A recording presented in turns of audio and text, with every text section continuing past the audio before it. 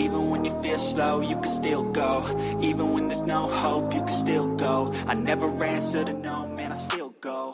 Go, go, go, go, go, go, go, go, go, go, go, go, go, go, go. Hustle hard, hustle every single day. I'll be making moves till I'm buried in my grave. To the system, I don't wanna be a slave. I've been doing shit my way, or the highway. And in the driveway is a nice range. Cause I grind through the climb, I invite pain. You'll never hear me, bitch, nah, I don't complain. Just gotta flip the switch and you can go and obtain anything you want, anything you need. Your mind's got the key ingredient, it's belief. They deceive with the negativity, but I just slide right by that energy. Even when you feel low, you can still go. Even when you feel slow, you can still go. Even when there's no hope, you can still go. I never answer to no, man, I still go. Go.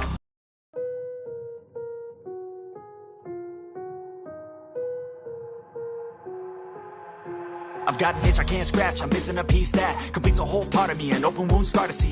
Everybody come here, gather round. Welcome to the freak show, the best in town. What the hell's wrong with me? I don't get along with anybody, honestly.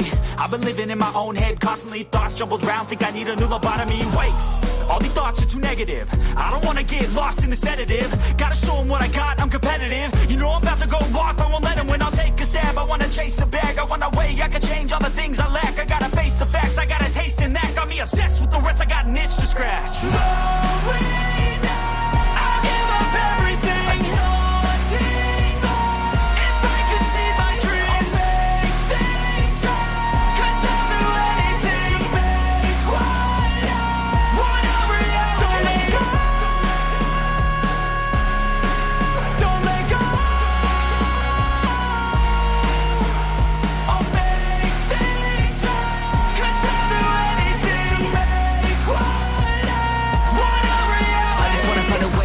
The venom in my brain, running from the past, wanna escape my pain. I just wanna be a better person, I deserve this, I just wanna break these chains. I was destined for greatness, true to myself, I never fake it. Seen too many once that I so they get famous. And when I say the truth, most really can't take it. In spite of everything I've been through, I'ma make it. Fake friends, but on my downfall is toxic. Day one, started the outlaws for profit. Now all I do is write verses, no talking. All I do is put the work in, no option. This was everything I ever wanted. Created a legacy off of me just being honest. And the fake ones hate, but it's all to no avail. They wanna see me lose, but you know I never fail.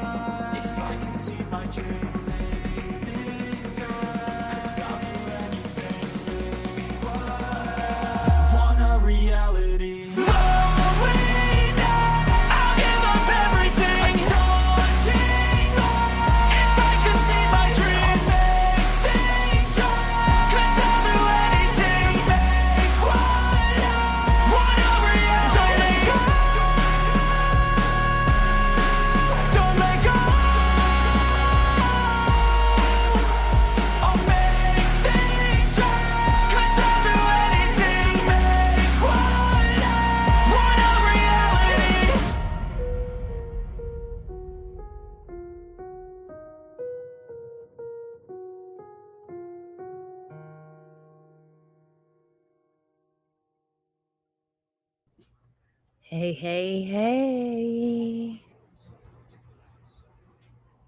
What's going on? Allie, Frank, Sunshine. Let's see. Let me go see who else here. Nate Love. Hi, I've never seen you before. Must be looking at the NFL playoffs. What do you mean? I don't watch NFL. I watch college. Roll Tide all day, baby.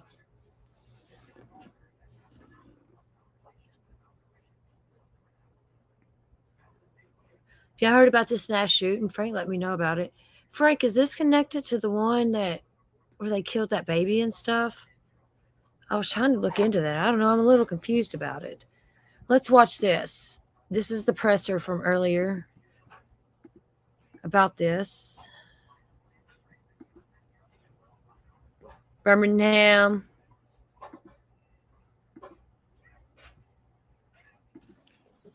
First of all, thank you for your patience. I know it took us a little bit to get out here, but we're doing a lot of very important work behind the scenes. It gives me a great sadness to be standing before you to report such devastating news. Never easy to do something like this because it's absolutely heartbreaking. And our thoughts, condolences, and prayers go out not only to the victims, their family, but this Monterey Park community and really the entire community, because I think we're all going to be hurting based on this tragedy. On Saturday, January 21st, 2023, at approximately 10:22 p.m., officers from the Monterey Park Police Department responded to a business in the 100 block of West Garvey Avenue in the city of Monterey Park regarding a shots fired call. When officers arrived at the location, they observed numerous victims and patrons in the business parking lot. Additional officers made entry into the business and located numerous gunshot victims. Monterey Park Fire Department responded to the scene and started to treat the injured. And I do want to point out, these police officers that get there, they don't hesitate. They go in right away, and then our partners at the fire department, and not only the Monterey Park Fire Department, but many others who came to assist the victims, survivors who needed assistance. There were at least 10 additional victims transported to numerous local hospitals. But I do want to start off with saying that, unfortunately, when the fire department did get into the business, they did pronounce 10 of the victims deceased at the scene that I just described. But the 10 additional victims were transported to numerous local hospitals. They are listed in various conditions from stable to critical condition. There is a male suspect that fled the scene and remains outstanding as of this moment. Our very preliminary description has been. See, that's just like the other case, that drug cartel case that allegedly happened where they killed them people and the baby and the guy ran. It's just there's some similarities here. I don't get it. I don't know. Been described as a male Asian, and that's from the scene here in Monterey Park. And it's taken us a while, and please be patient with us, because as we're interviewing victims and witnesses, we've gotten different descriptions of one suspect. So when I say it's preliminary, please again be patient with us. We are here to tell you that we are utilizing every resource to apprehend this suspect in what we believe to be one of the county's most heinous cases. Our local, state, and federal law enforcement agencies are working together to better serve the residents here of Los Angeles County and to apprehend this attacker. Sheriff's homicide investigators are working diligently with the Monterey Park Police Department, the Federal Bureau of Investigation, the California Governor's Office of Emergency Services, and numerous other law enforcement agencies. Bottom line is here, we're going to use every resource available to us because we need to get this person off the street as soon as possible. But again, we are still in the very early stages of this investigation, and there actually is a lot more that we don't know than what we know at this time. A couple things. So your only description is that as an Asian male, correct? That's correct. Okay, and then I just need to clarify something, because Supervisor Solis just implied that this was, these hate crimes have to stop. So is this or is it not a hate crime? Everything's on the table. We don't know if this is specifically a hate crime defined by law, but who walks into a dance hall and guns down 20 people? The description we have now is of a male Asian. Does that matter? I don't know. I can tell you that everything's on the table. Our detectives are looking at every possibility with our partners. Age range, somewhere between the age of 30 and 50. There is a wide range. And those are things that our detectives, as we're sitting here now for the last several hours, and we have several homicide teams working here. It's amazing when you can pick up the phone and I have other agencies coming. What can we do to help? We want this guy off the street. So we're working very hard and we're hoping, actually, should be putting out a better description here in the next several hours. You want to see? The actual scene, I have not. I've been at the crime scene, but not the actual shooting scene. The question I have is, based on the scene, I don't know if you or Captain Meyer can answer this. Based on the location of the bodies, does it look like there was an intentional direction that the shooter was aimed at, or does it look like it was random across the board? Those are questions that we will be able to answer, just not at this time. Ammunition and weapons used, potentially any description of that, and can you please also describe what other incidents you are trying to investigate as far as their possible connection to this, including the one in Alhambra? Yes. So let me start off with the last question regarding the city of Alhambra. We are working diligently with the Alhambra Police Department. We believe that there's an incident that may be related. We're not quite there yet, but it's definitely on our radar screen where a male Asian suspect walked into a dance hall, and he walked in there with a firearm, and some individuals wrestled the firearm away from him, and that individual took off. Now, some witnesses in that area are describing a white cargo van. We don't know, though, at this time, if it is connected. That white van should be considered a van of interest at this point. Again, detectives looking at multiple locations, multiple clues, and I know how hard they're working. In regards to the firearm, obviously, there were multiple rounds fired at the first location where we have all the victims and survivors. We don't know how many rounds were fired. Different weapons have been described.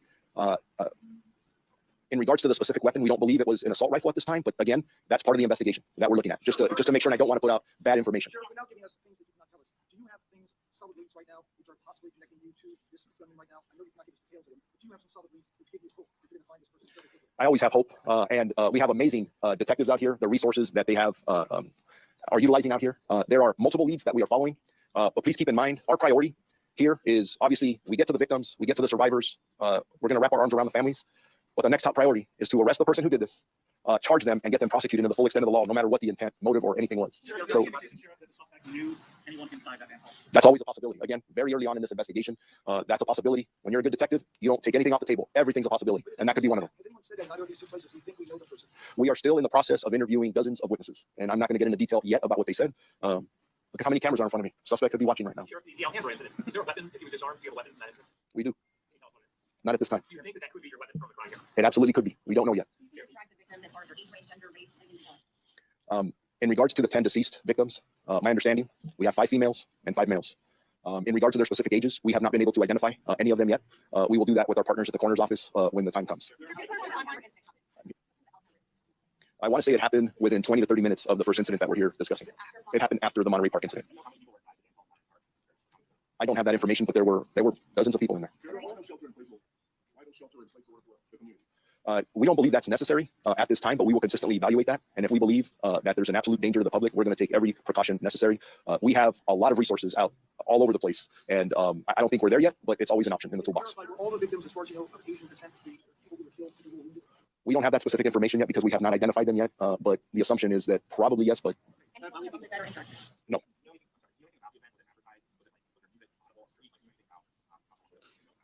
I don't have that specific information, but we'll put that out later. Your teams are scouring video right now. You have him running away. Our teams are doing a lot of things right now. That's one of many. Sheriff, can you talk about the time frame here? When the call came in, how long it took for officers to get to the scene, when they went in, and how much time did this guy have to exit? Yeah. Chief Weiss, do you want to talk about the initial response to the scene? Thank you. So we received 911 calls starting at 10:22 in the evening. The incident, as you all know, is very close to the police station. We were just wrapping up the final shutdown of the Lunar New Year event. I had dozens of officers here throughout the day and the evening at the Lunar New Year event. So our response to the scene was within minutes. I don't have the exact time. The initial officers that responded saw dozens of people exiting. Some were injured, some weren't. And we handled them as they came out, began to triage that. And my officers put together a REACT team and went inside to see if the suspect was still inside. They were probably entering that business within a minute or two of responding. And that's how we've been trained, and that's how we respond to situations like this. And I want to address the shelter in place. We have a very tight community here. They share information with us, and our partnership with our community is very, very strong. We've put out information to them about their safety, and we welcome their questions to us. I have dozens of officers here on the street today, not just from my agency, from agencies all over, both local, county, state, and federal. This is a safe community right now, but we're going to continue to be vigilant until we take the suspect into custody, wherever they are. Do you think this is the possibility of this being a result of a domestic dispute between a husband and wife? That's all part of the investigation. Everything's on the table. And yeah, the more people you talk to, the more information we get, and our detectives are amazing, and we'll get there. The Monterey Park incident and the Alhambra incident. What time was the incident in Alhambra? Get that right. This was 10:22 in Monterey Park. That lasted a little while. You said about 20 minutes to get to Alhambra. What time was that? So if we're looking at the Alhambra incident, approximately 10:22, and from the information preliminarily that we have now, we're talking about between 17 minutes to 20 minutes later, the Alhambra incident occurs. Yes, sir. Monterey Park, unfortunately, occurred first. Can you speak also the caliber of the weapon that you recovered? Also, a restaurant may have been involved in some way? Apart from the Alhambra and Monterey Park incident, In Monterey Park, I understand that there was also a restaurant where we may have heard. Can you clarify the name of the business that it happened in? yeah, I don't have information about that at this time. Maybe that's just some new detail that's coming up, whether it's out there. We'll clarify that. What did it happen in? I don't have to. The business is, The microphone, please. Well, He's gonna say something. yeah. Can we pause on that, on the name of the business, just out of respect for the business owners and the victims and survivors? And then we'll work on you as soon as we can get that out. And I heard the question over here to my right about caliber. The caliber of the weapon you recovered, what rounds are consistent with the weapon you recovered? We're still looking at that. And I would prefer not to put the caliber out at this second, just because it may hinder what we're trying to do. And again, remember, our priority is we got to get this guy in custody. As most of you were here earlier today, it's very important for our community to be updated on something as significant and tragic as this. So we're back up here, making ourselves available to you for any questions. I think you're aware that at 11:18 this morning, we released a bulletin with a picture or an image of what we believe to be the suspect. We haven't named him, and there's a reason for that. We have a lot of resources in the sheriff's department, working with other agencies to make sure, again, that our priority, beyond taking care of the victims and survivors of this horrible incident, that we get this man off the streets.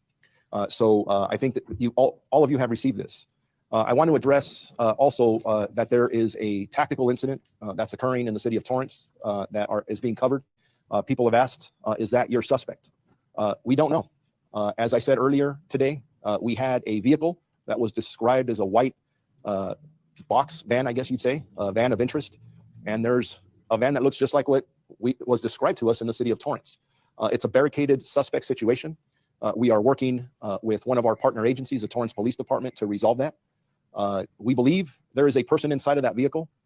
We don't know their condition, but we're going to handle that in the safest manner that we possibly can to try and identify that person. Could it be our suspect? Possibly. But at this point, if we're doing our jobs correctly, we're not only looking at that situation or scenario, but we're making sure that we're looking at any and every possibility. So I do encourage our community, if they have any leads, maybe they saw the picture of this individual, to come forward with any information that they believe may help us in this very critical and important investigation. That's going to be very important. I also want to talk about the victim survivor side of this. In response to our mass shooting this morning, a victim resource center has been set up at the Langley Senior Citizen Center located at 400 West Emerson Avenue. And I want to make sure that the appropriate victims, families, friends take advantage of that resource. There are many people behind me. Some of them will speak, representatives from different agencies. And there's so many parts to this, right? The response, the medical side of it. But as we're looking for the suspect, we will not forget the victims and survivors. And it's important because you can just imagine the trauma that they've experienced, and it's our responsibility to wrap our arms around them. So representatives from the Los Angeles County Sheriff's Department, Federal Bureau of Investigation, and the District Attorney's Office, and the District Attorney, George Gascon, is standing here with us. The Red Cross, the Department of Health Victim Services are at the center to assist the victims, survivors, and their families. If anyone believes their relative may be a victim, please contact representatives at this victims resource center that I'm talking again about. And again, if you think that you have questions, you're upset, you haven't been able to locate a family member that you think's involved, please go out to this victim center and we will assist you. That's why we're there. At the center, we also have members from the Psychological Services Bureau, from the Los Angeles County Sheriff's Department. And as we go hour by hour, if we see any other needs, there are multiple agencies that have contacted us. Everybody wants to help, which is amazing in this time, because we need to depend on each other in difficult circumstances like this. So with that, I am going to turn it over to the next speaker, and I'll be here for questions at the end. Thank you. Thank you, Sheriff Luna. And I also want to congratulate and actually give credit to the first responders, as well as our sheriff team and the city of Monterey Park, the chief of police, the many deputies, and as well as the DA's office, Mr. Gascon, and also to our elected officials that are here with us this morning representing the city of Monterey Park. I am, as you know, very heartbroken to hear of the news of what occurred with the individuals that lost their lives. But I think now we have to look at the victims, the survivors. And as the sheriff said, this is what the county does best: help provide assistance, mental health services, any kind of relief that is possibly and legally conceivable for us to provide. We are here to support all of the families in this community and help them in their healing. It's tragic what happened, but let's also think about the people who put their lives out there on stake every single day as well to protect us, our safety, well-being, and also our physicians, the ones that I can tell you about LAC USC that are right now treating at least 4 of the other victims there. I also want to say that they have also devoted their service to help providing protections for all of our residents in our community. The county's Office of Emergency Management has also been providing support and leveraging mental health resources at this very traumatic time, along with the city of Monterey Park, which, as you know and you can see, are very united and very resilient. Again, a heartfelt note to the families who lost their loved ones and to those that are recovering at this time. And with the help of the public, we can help to identify the individual that was behind this incident. Thank you. Good afternoon, everyone. This was supposed to be a moment, a time of celebration. We're celebrating Lunar New Year's, which is such an important component of many communities around LA. So the first thing that I want to do is I want to express my condolences not only to the victims' family, but the entire AIPI community. My office has multiple roles in this case. Number one, by state law, we ran a mass casualty response unit. And since very early this morning, we began to mobilize countywide resources in my office as well in order to provide service to the victim's family and to the community. And this is work that will not only began today, but quite frankly, will go on for months and possibly years. The impact of trauma from this event goes on for a very long time. I want to thank the Sheriff Department, Sheriff Luna, and the Monterey Park Police Department for the incredible work they have done. We've had also our own law enforcement component has been here since very early on, working first with the Monterey Police Department, and we will continue to do that with the Sheriff and other partners. Clearly, depending on whether an individual is arrested, we will talk about prosecution at a later date, and that is appropriate. I also want to thank the U.S. Justice Department, our U.S. Attorney, who is here today with us. Again, this is a joint effort, and depending on what the conditions are, the Bureau of Investigation is also part of this work. But what I want to make sure that we get across to our entire community is that we are a united community. When one of us is attacked, we're all here together.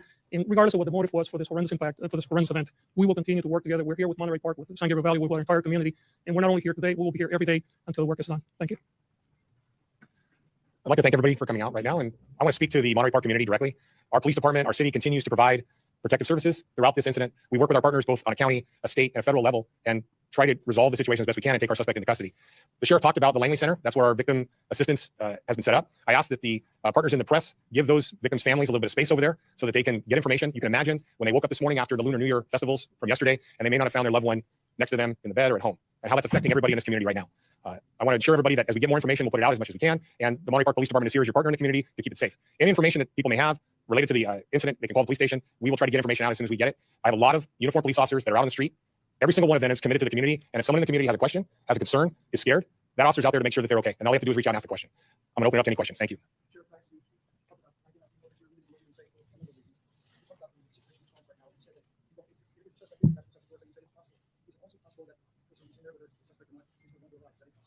Yes, it is a possibility. I don't have that information here in front of me, but that's also possible. Yes. We are withholding the name at this time. And as I stated earlier, it is a priority to apprehend this person. And we have a lot of resources throughout this entire region. And we believe if we're putting his name out, that will inhibit our ability to potentially arrest the suspect if he's out there, or maybe flee. So please be patient with us. You've been patient this far. And this is why we're going to keep our word that we're going to continuously update you because the community, I understand, they're thirsty for information. And yes, we did put his picture out. And that's because from a public safety perspective, we want people to see who this is and then give us any information that they may have about his whereabouts so that we can safely take him into custody.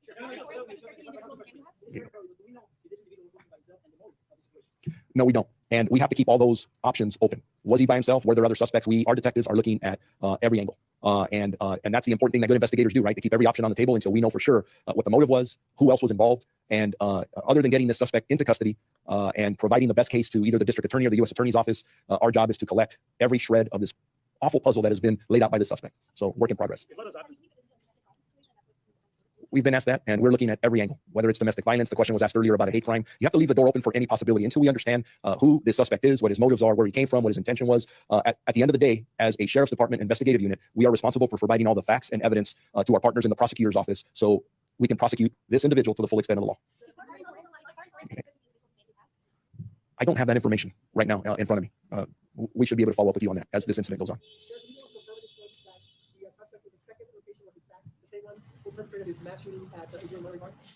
We believe it is. I'm not confirming it 100% because, again, we still have to put this whole thing together. But the picture or the image that we're showing you is from the second location, and we believe that they are both connected. But again, we leave every option on the table. We have to leave it open because we don't want to focus on one area while someone else is getting away. So got to be open to all of it.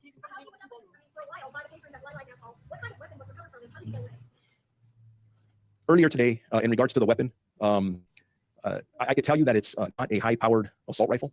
But I don't want to get into the specifics on the weapon. In time, we will. Everyone will get exactly what that is. But I don't want to say anything that will impact or create more challenges for us in trying to apprehend this person. I think we don't know that yet. And for us, just like I'm saying that there may be one suspect, we think there's one, there may be more. We also have to assume there may be more than one weapon, right? We may have recovered one. When we find him, that doesn't mean he's not armed and dangerous. Sheriff, finally, can you explain to us since the last briefing what is new other than the photo? Well, we have the photo that's new. There's the incident that's occurring in Torrance where obviously there's a lot of questions and concerns about that. That's the update that we have. I'm giving you definitive information now, and I'm giving you the information that we have. And I had a choice to sit back and not come out here and be available or come out here like we talked about earlier. And every time we get even a shred of an update to give you what we have, because there's significant public interest in this, as there should be. So if we call you out here in 2 hours, I'm hoping there's more information to provide because I want this solved as much as anybody out there does. We want to, this has been painful. Let me go over here. I don't have that information in front of me.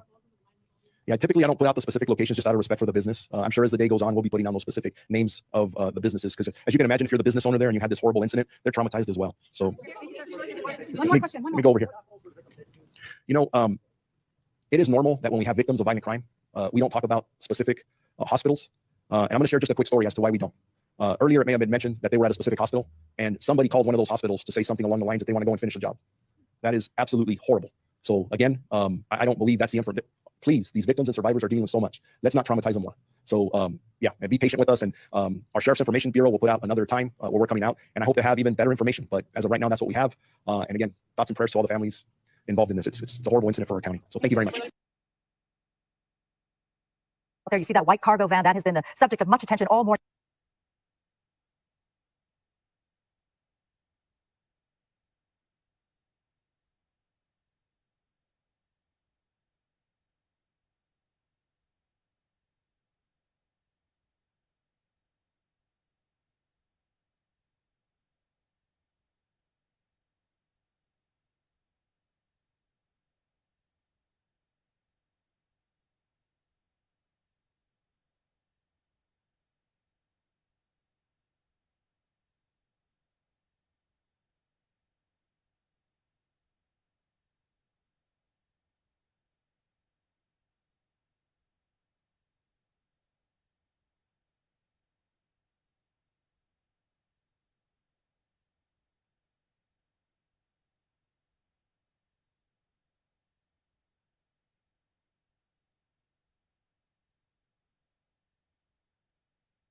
be our suspect?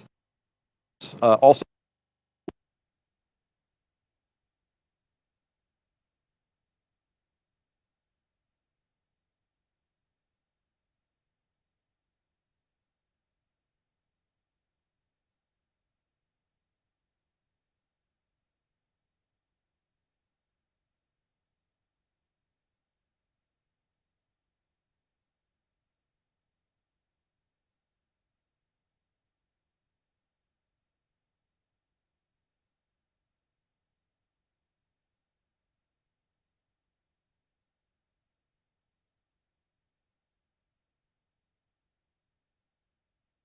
so I think that you all of you have received this. I want to address also that there is a tactical incident that's occurring in the city of Torrance that is being covered. People have asked, is that your suspect? We don't know. As I said earlier today, we had a vehicle that was described as a white box van, I guess you'd say, a van of interest. And there's a van that looks just like what was described to us in the city of Torrance. It's a barricaded suspect situation. We are working with one of our partner agencies, the Torrance Police Department, to resolve that. We believe there is a person inside of that vehicle. We don't know their condition, but we're going to handle that in the safest manner that we possibly can to try and identify that person. Could it be our suspect? Possibly. But at this point, if we're doing our jobs correctly, we're not only looking at that situation or scenario, but we're making sure that we're looking at any and every possibility. So I do encourage our community, if they have any leads, maybe they saw the picture of this individual, to come forward with any information that they believe may help us in this very critical and important investigation. That's going to be very important. I also want to talk about the victim survivor side of this. In response to our mass shooting this morning, a victim resource center has been set up at the Langley Senior Citizen Center located at 400 West Emerson Avenue.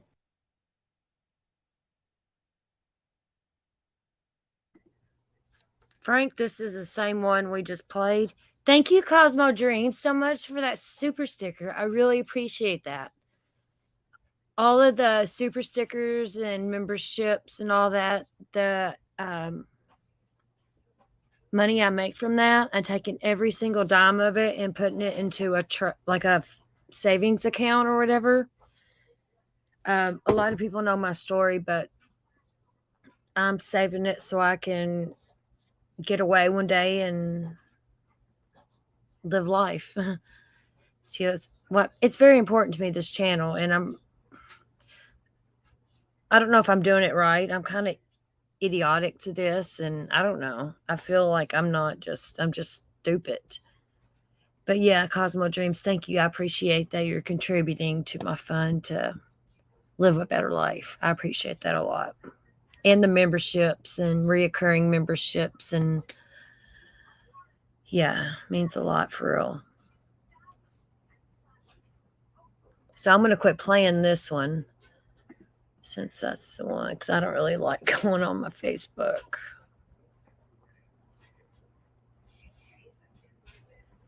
Here, let's watch this one and see what it is.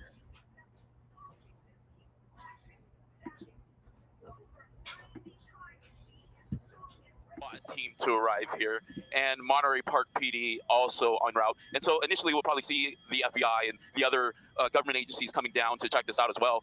One thing that was interesting when I did push in here, the cargo van, not typical of too many cargo vans, that has a divider between the driver and the cargo area. This looks like there's access to the cargo area from the front. So they do think the person is inside. We're just waiting to see how this plays out, but there are large police presence standing by. Now, you arrived on scene within minutes before we came on the air for this live streaming coverage. Now, that being said, I understand you may not have this information I'm about to ask you. Do you know, was there like a pursuit leading up to this location? How exactly those SWAT vehicles got involved into that specific positioning that they're in? Do you have any of that information? I do not. Unfortunately, we're unable to hear Torrance PD because of the radio system that they use, but we did pick this up with LA County Sheriffs. Torrance PD notified LA County Sheriffs that they had a potential suspect vehicle, and when they arrived, the sheriffs arrived, this is the scene that was already being played out. Absolutely. So we were listening to LA County Sheriffs. There is a number of sheriff vehicles helping support this operation. They've shut down this little intersection at Sepulveda and Hawthorne Boulevard. We're just in the southwest corner from the Del Amo Fashion Center, so very busy intersection, very busy in the morning. We see multiple resources shutting down all parts of the area, so that way we can keep the public away and they can figure figure this out. Yeah, we can see the crime tape there on both sides of the street, but there seems to be also a growing public presence on the other side of this entire scene where people are just lined up and parked, probably a majority of them media presence there trying to get details out to the public. But we're waiting to see what the police will do here, waiting for the police presence to grow. I know the FBI was investigating earlier. We have the sheriff's deputies that are on their way as well to provide assistance here. Not too much activity as of right now. And Marcel, I want to add, you typically work side by side with Scott Reif during the morning. So you have covered numerous pursuits and situations like this.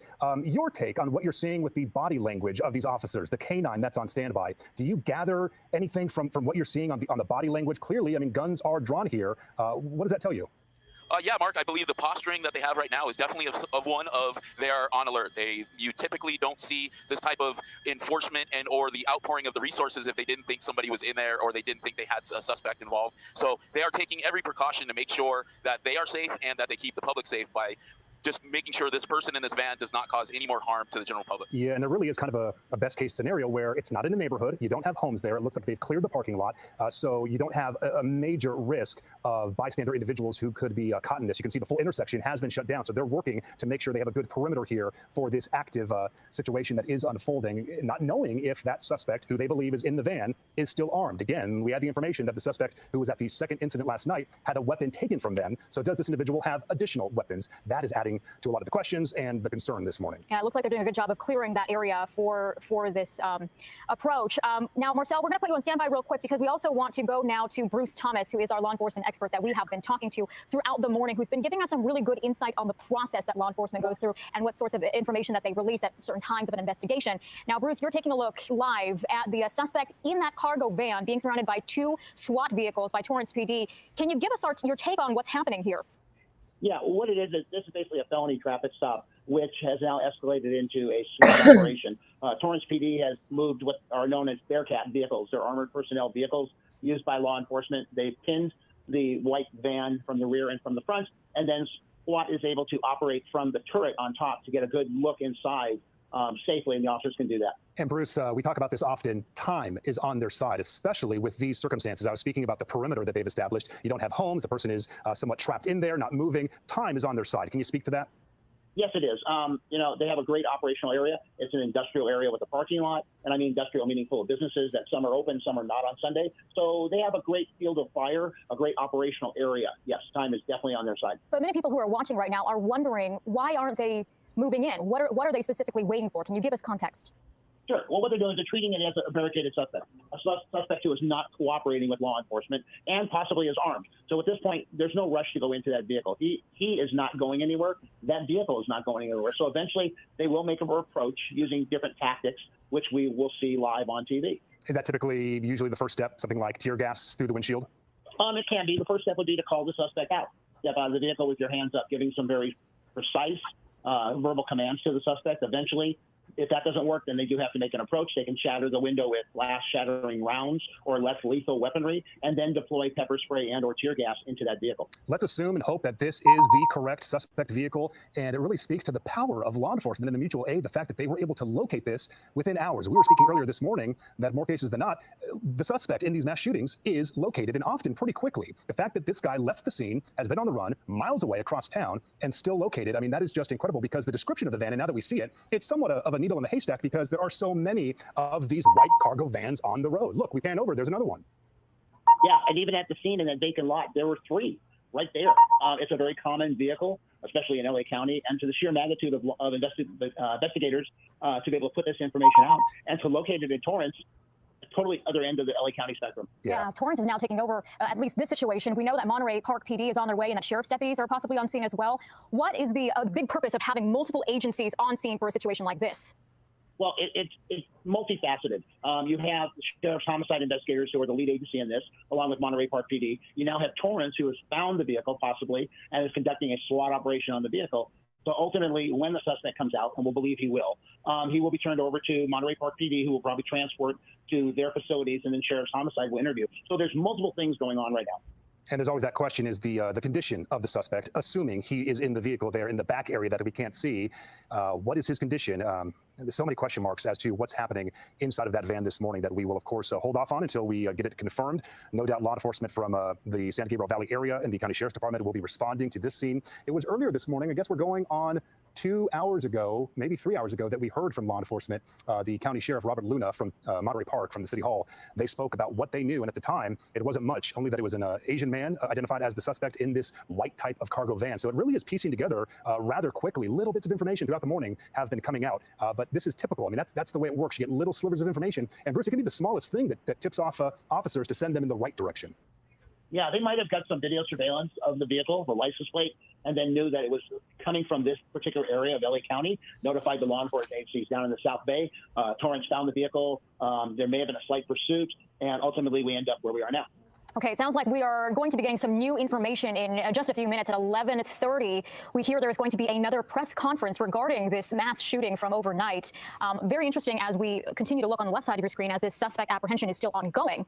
Yeah, you wonder if they're able to confirm for us what we know about this white van and potentially the suspect inside. Let's hope that that's the case. No doubt they are up to date. The agency is investigating on what is occurring here at this location in Torrance, as we have this live image for you from Air 7 HD.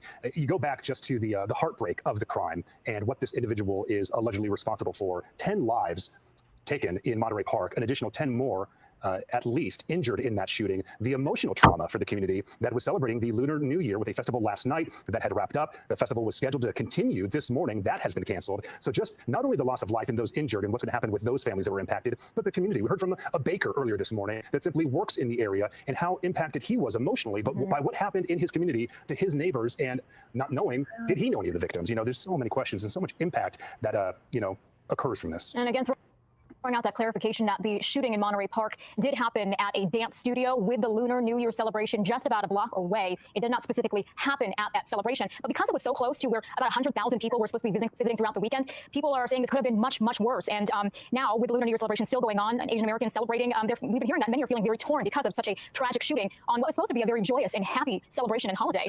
So it is a very heartbreaking and emotional day for so many people and being torn in different directions. And we know that some events, other events outside of Monterey Park that were scheduled for today have been canceled. I believe there was one at the Citadel today and some other events that were around the area that decided to pull the plug and go ahead, better safe than sorry, cancel that event, both out of safety and respect for what occurred. Even though the county sheriff was telling people, celebrate, you know, honor this festival wherever you may be celebrating today. So a bit of mixed messages coming in on how people should react, how they should carry on with their day. But certainly it's not just one city that is impacted by this. Okay, it looks like we have Air 7 that is needing to leave the scene as of right now, but we are hopefully going to get more aerial pictures for you in a bit. But again, that suspect is believed to be inside that cargo van being surrounded by police. We're taking a look at video from the aftermath of the shooting in Monterey Park, where that all happened and 10 people were killed, 5 men, 5 women. You can see a lot of the victims there being taken to various hospitals across the region. I believe we received an age range on the suspect, was it earlier, between 30 to 50 years old. Obviously a huge range in age for that suspect, and so many questions regarding the motive, because as you mentioned, Irene, the Lunar New Year, and the fact that Monterey Park is a predominantly Asian American community, 65% or so that do identify as Asian American. We heard earlier this morning as well, she was at the news conference and also joined us regarding Congresswoman Judy Chu, her reaction, because this is her hometown. She's there speaking at this news conference for a city that she used to serve on the city council and then as mayor, and she's there speaking alongside law enforcement agencies for this mass shooting, the latest here in the U.S., now impacting her very own hometown. What you're seeing now are images, video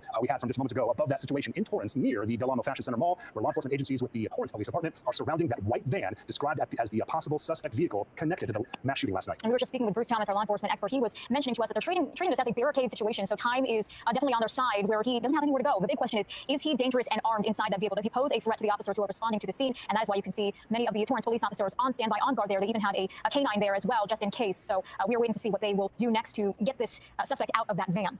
Bruce, can I ask you, as you're on the phone with us, Bruce Thomas, our law enforcement expert, as you look at the posture here of the officers on the ground, how confident are you, just by seeing the images you're seeing, that this is our suspect? How often is it the wrong vehicle? I know that's a broad topic. Yeah, I mean, we're going to go with the posture that we're seeing as this is the vehicle. They obviously have information that they have not shared with us because of the fact that there's so much resource out there. And I know if Air 7 HD is able to pull out a little bit, they have even a command post set up to the side there. So I believe that this is the suspect vehicle, as they do also. Okay, on the left side of your screen, we're taking a look at where we're expecting to see a press conference at Monterey Park City Hall in just a few minutes. That's scheduled for 11:30. We do have a reporter there who will be giving us the new details on what law enforcement agencies know about the suspect and the situation itself. And just to clarify, the image on the right is the video from Air 7 HD. Our helicopter did have to relocate temporarily to refuel. So what you're seeing is video from just minutes ago video of the second Bearcat coming up from behind of this white cargo van. The SWAT vehicle at the front was already there when we arrived overhead. As mentioned, we do have that reporter that is on the scene of Monterey Park City Hall. That is Rob Hayes. He is on standby for us as we wait to learn the very latest of that news conference, potentially just about 5 minutes away if it is on schedule. Completely unclear what they're going to discuss. We hope it's in relation to what we're witnessing here in the city of Torrance. Exactly, Bruce. If we could bring you back into this, I mean, we've been asking you this pretty much before details have been released prior to a press conference, but now that we're seeing the suspect potentially being apprehended by law enforcement, what are we hoping to find out in this upcoming press conference at 11:30? Well, what we would hope is that law enforcement officials will mention that at this point there is a separate operation going on in the city of Torrance on what they believe to be the suspect vehicle, and that they believe that vehicle will be occupied by the suspect, and they will let this operation play out. Okay, Bruce, stand by and watch with us here. We have new images just in. This was released by the Sheriff's Department from Robert Luna minutes ago, just about 4 minutes ago. That is the homicide suspect, an Asian male. You see his height and weight there, description wearing that beanie, and that is the man that they are looking for, which we believe is inside of that white van. At least that's what Torrance police believe. This alert that was just released saying investigators have identified this man as a homicide suspect. He should be considered armed and dangerous. As we scroll back up, if possible, here we go. 3 images of that suspect. I would put his age closer to 50 or 60, just given that image. He does not look like a 30-year-old man. Yeah, we were given that range earlier today between 30 and 50 years old. And I think that was partially because many of the witnesses were describing the suspect in various fashions, so they didn't have an exact description of him in the beginning. But this is the first image that we are seeing of this suspect. Many people who have been watching our coverage have been asking, why don't we have an image of the suspect hours after this all started? Again, it was because the suspect was still on the loose, and law enforcement didn't want to release too much information as they were still investigating. But these are the 3 initial images that we're seeing of the suspect who could possibly be in that cargo van. We are waiting to learn more from that press conference in just a bit. Yeah, it's unclear whether these images, doesn't matter much, whether it's from the Monterey Park location or the Alhambra location, because at the second location, he had a weapon wrestled away from him by patrons there. But certainly 3 clear images. We were wondering earlier, was this suspect masked? Could he be identified? And now the answer is yes. And we were wondering when images, if at all, would be released. Bruce, your take on the fact that these images just now have been released, and coupling that with the fact of what we're looking at from Air 7 HD, what do you make of that? You know, once again, we're going to connect the dots. As more information is available, they will put it out to the public. In this case, they now put out the photos of what they believe to be the suspect. And that goes in with, if they know who he is, they know the vehicle registration information, and ultimately where we are now in the city of Torrance. Yeah, it's so very frightening. The exact weapon is unclear that the suspect used. We know that one weapon was recovered from the second scene in Alhambra, also a dance studio. That weapon wrestled away from the suspect by patrons of that dance hall. What you don't know is if the suspect was armed with additional weapons. Are those weapons in this white van that we see there on the right side of your screen? Otherwise, there is so much concern from multiple communities if we weren't looking at this situation of the suspect potentially being kind of pinned in here, barricaded, because for hours we didn't know, where is he? Where did he go? Was he still in the vicinity of the initial shooting? Had he traveled out of state, out of area? Because at this point, we're now 13 hours into the investigation. Yeah, certainly. And, you know, Bruce, can you give us some perspective on the tactics that law enforcement uses in this kind of situation? I know we kind of touched on it earlier, but for those of you who are just joining our coverage, we'd like to know, what does law enforcement do when we have someone in a van like this, and why have we not necessarily approached quite yet? Well, we make the assumption, rightfully or until we know otherwise, the suspect is armed. We value human life, ours, and the suspect's also. So at this point, we do it by the numbers. We call SWAT, which is very familiar with these type of incidents, and has the resources beyond the regular patrol officers to deal with this, meaning they brought the Bearcats in. They barricaded his vehicle in with those Bearcats. And then basically they will set up a sniper operation. They'll set up an observational operation to try to get as much information as they can about the vehicle and the person inside. Does every agency have access to robots that can go in a little bit closer? Is that something that is typically used in a situation like this, instead of sending in an officer on the ground to get any closer to the windows? Yeah, the bigger agencies do. I'm not sure if Torrance does or not. I know the Sheriff's Department has their arson explosives unit, which has a couple of robots, the Andros type, where they roll up on a tread, and they're able to deploy something like a shotgun round to break the window. They can actually interject a phone to talk to our CNT team, which is a crisis negotiating team. So there are a lot of assets which they bring to the table, and Torrance may be requesting some of those. Yeah, that would be very helpful in a situation like this, where we don't want necessarily one of our officers approaching us if there is a major threat to them. So having something like that would be very fundamental in this barricade situation. And Bruce, I want to add, the Bearcats, clearly we don't want those vehicles to be moved, but do you see Torrance PD carrying out this specific operation, or do we ever have a case where sheriff's deputies will arrive, or Monterey Park Police to somewhat take over, or for this specific incident, since it is in the city of Torrance and they were there first, do they proceed and do they help close this out? Well, Torrance PD has a SWAT team, a very capable one that is trained extensively with the Sheriff's Department. So they work hand in hand. What they do is almost identical. So in this case, I don't see the sheriffs coming in and relieving them, so to speak. They may come in with additional assets. Also, Torrance PD has the canine teams, which they may end up deploying a canine dog too. We do have one on standby. In fact, good timing there with the video. You see the canine there next to that SUV, that patrol SUV. So there is a canine that is on scene, ready to go in if necessary. At this point, we've been talking, using the word speculation. Let's assume they are about to get their guy. How much do we look into the past, into social media, into what this suspect had revealed? You know, what we knew and maybe what we missed. That is all something investigators will do. Unfortunately, it may be after the fact. However, they will build up a full workup of the suspect involving social media, criminal history, mental history, everything.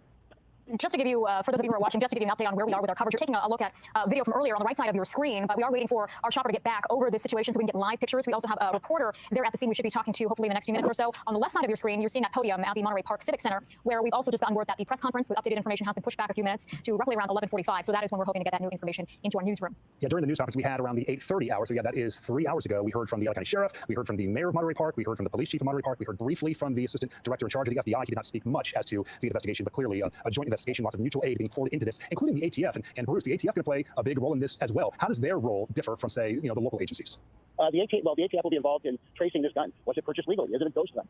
How did this person get the gun? That's what the ATF is going to be involved in and doing. And ultimately, the FBI will be involved in possibly prosecuting him under federal crimes. Okay, as you're speaking, I'm just keeping my eye on the pending news conference in Monterey Park. That is on standby, nothing occurring there yet. We believe that may now be about 10 minutes away. I'm going to speak to our producers and ask if we have that ground shot from Torrance as well. There it is, the ground shot. Okay, yeah, it's freezing a bit. That's why we've been holding off on that. We do have a ground crew that is at that Torrance location, but that answers our question. You can see why there was a bit of freezing there with that camera shot. But in the meantime, we are also, again, looking at the first images of our suspect from this morning. It's on the left side of your screen. This was just released a few minutes ago.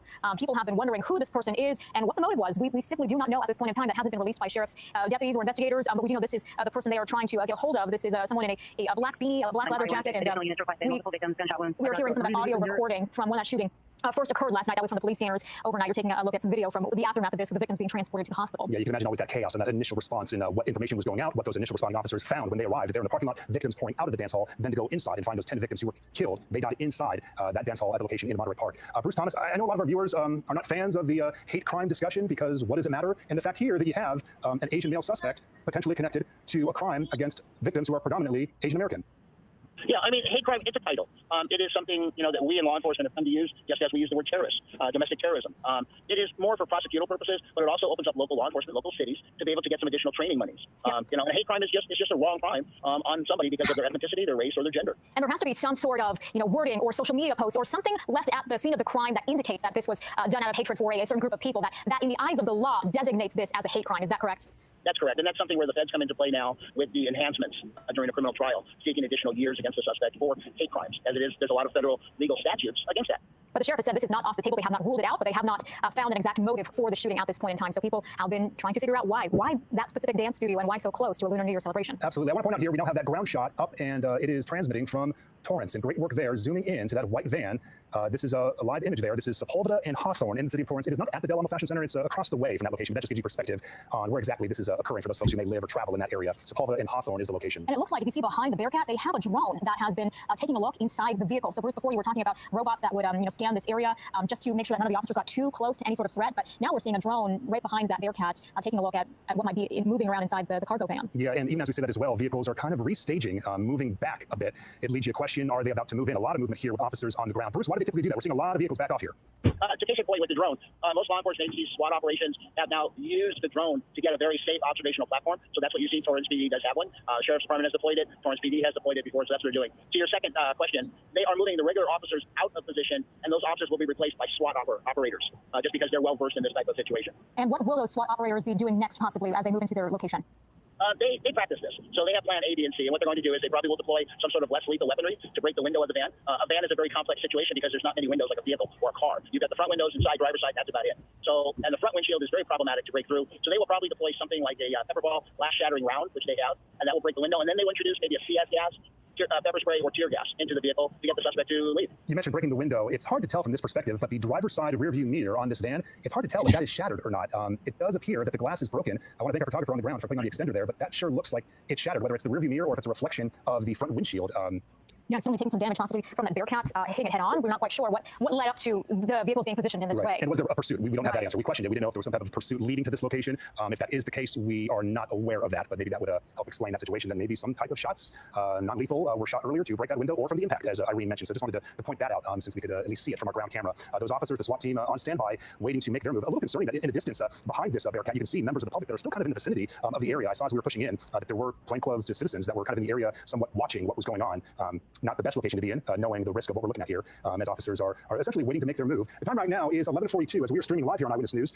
We are watching and standing by for a news conference from the city of Monterey Park. That is not occurred yet. Of course, you can see the podium. They were initially scheduled to give us an update at 11:30. That has been pushed back to 11:45. If that is on schedule, that is now just 2 minutes away. As I speak, I get an update. 11:50 is the new update. So we are 7 minutes away from that potentially occurring. Bruce, I have a question. I mean, earlier we were talking about how we didn't want any of the officers getting too close to the vehicle because we value human life. We value also the suspect's life at this point in time. But it seems like there is almost a change in the body language here, where officers before were shielded behind doors. They had their guns drawn. They had the canines ready. But now it feels like they're a lot closer to the vehicle. They're simply walking around. It doesn't seem like they feel as though there was as much of a threat as before. Do you think that he may be incapacitated if he's in the van? He might be. They may have heard something that may have led them to believe that the suspect may have taken their own life. I mean, that's a possibility too, and that's one of the things that they plan for. Also, the other thing too is they got the suspect, and he is not going anywhere. So in this case, for the suspect to, we believe, will have a weapon or may have an additional weapon. It's kind of hard for him to engage the officers with a van that has solid panels on basically 3/4 of it. So that's where the posture changes a little bit. We now have the third Bearcat arriving on scene. This one specifically is with the LA County Sheriff's Department. But as you mentioned a moment ago, Bruce, a lot of these agencies, when it comes to SWAT, they train and work together.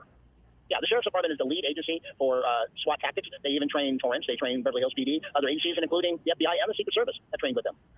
And certainly that collaboration to make sure that all agencies, when responding to these incidents, have the same approach. And then when they come together in a situation like this, they're all on the same page. And that goes a far way.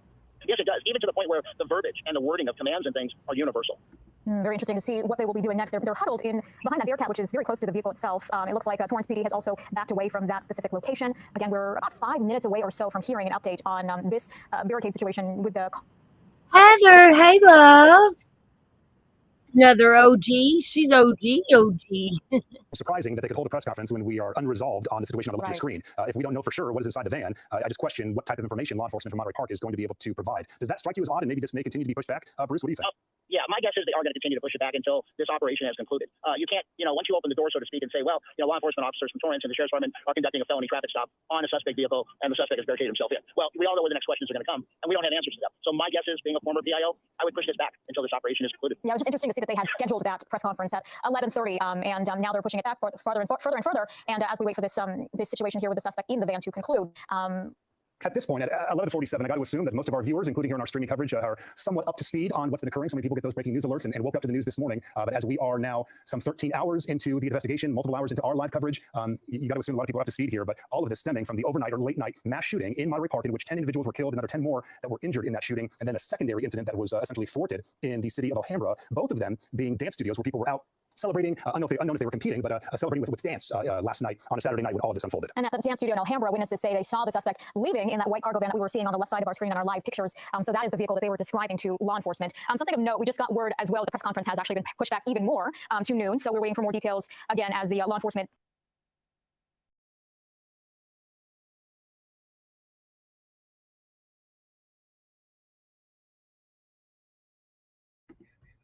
Okay, that's kind of too long for me to watch. Yeah, Heather, OG. There's not many of us OGs left, is it? We were talking earlier. Who was it that came into chat? Oh, Meow. Excuse me, Meow. And it was just so good to see her, because I hadn't seen her in my chat. And it's like, oh, gee, yes, you do get excited. Not that I love everybody here.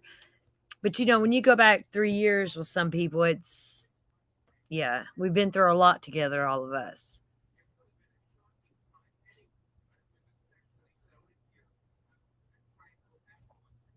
Ella's still my wifey.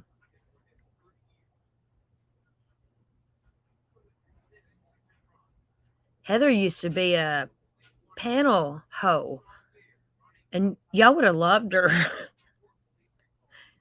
Her and our, my friend Chrissy, Heather and Chrissy used to be like panel buddies, you know what I mean? And Heather and Chrissy were the best draggers. They could drag anybody.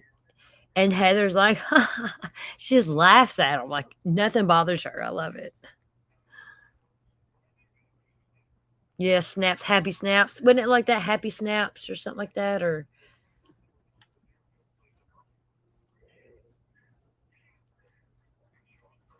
I don't see Savage around much no more like I used to.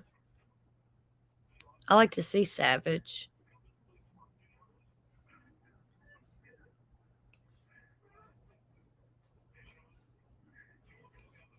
I'm okay with newbies. Y'all ain't really newbies. I just never had a channel. You know what I mean? If I had a channel, I started a while back. Ask Heather. I wouldn't go on panel.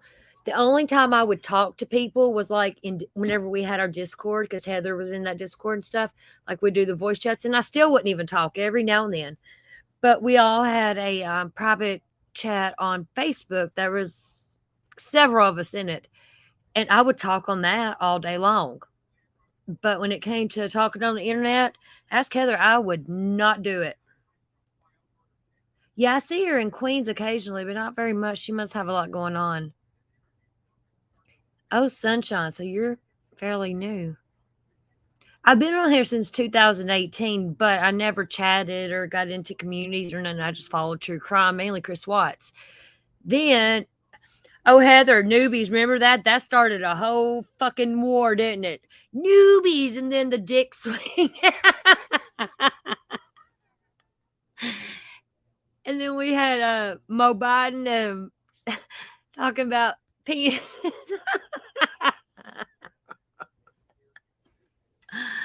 We did have some good times, though, didn't we? Yeah, newbies ain't really a good word. Oh, fishy, trishy. God. Man, you know, we've been through a lot, wasn't we? It's crazy. I'm glad that scone across the pond calmed down and left. Good God.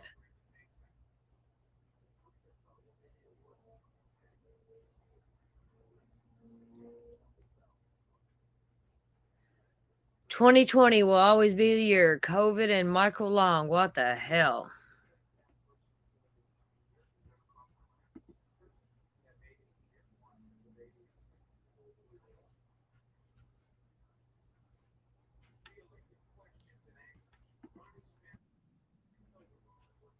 Okay, here's another little update on this.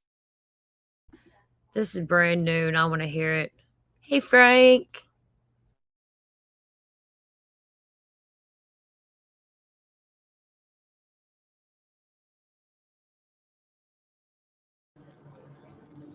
Good evening. I am Sergeant Ron Sallery at Torrance Police Department, the Public Information Officer. I'm here to let you know at the request of the Los Angeles County Sheriff's Department that there's going to be a third press briefing. It's going to occur at 4:30 at Monterey Park City Hall. It's 320 West Newmark. They have requested that at this press briefing, they will debrief the incident that occurred at Monterey Park and its relationship here at the city of Torrance.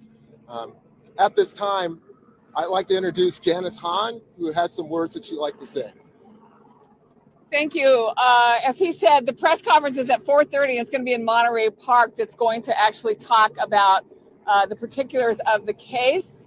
But as the county supervisor that represents Torrance, my message today is just a huge thank you to the Torrance Police Department and the incredible cooperation between our Sheriff's Department and all law enforcement agencies in LA County. So the sharing of information is what led Torrance Police Department to be able to do just good police work by actually spotting this van on their streets. So my message today is that it's so important going forward that everyone talk to each other and share information. And this is how I believe this incident came to an ending here in Torrance. I don't think anybody that woke up today, myself included, thought it would end up here in Torrance, right across the street from a very familiar shopping center.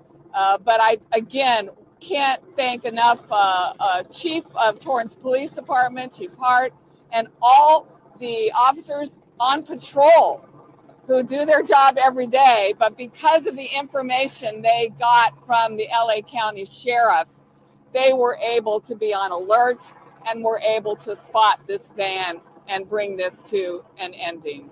Thank you. Supervisor Hunt, did they talk to the guy? Did they talk to So the that's a part of this that we're not going to talk about.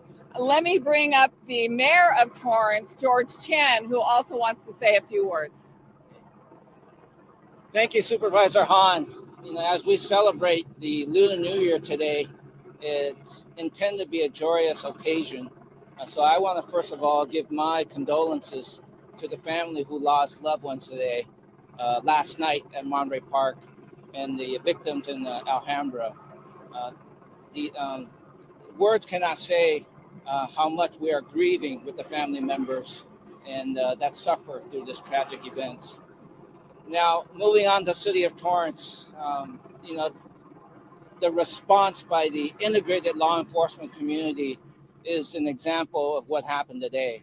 From Monterey Park to Alhambra and ending up in Torrance, it speaks of the technology we have with surveillance, with cameras, with radios, with training to have the instinct to know that there's something that is not right with a particular white van, something not right with license plates. And this shows the training that we need, and we need to continue to provide that type of support to our integrated law enforcement community so that we can prevent further damage and incidences like this. So at this point, I just want to send it back to the Torrance PD. I want to give a shout out to the entire police department, fire department. They're all here. This is a teamwork and an example of what we need continuously. We need to remain vigilant. We are asking all our community that, if you see something that doesn't look right, please help us so that inform our law enforcement that something doesn't look right. Please come and take a look. And this is the result of what happened today. It was a very quick reaction, and I'm very appreciative to our police department. Sergeant Ron Salary. Was there traffic stoppers? Was there traffic stoppers?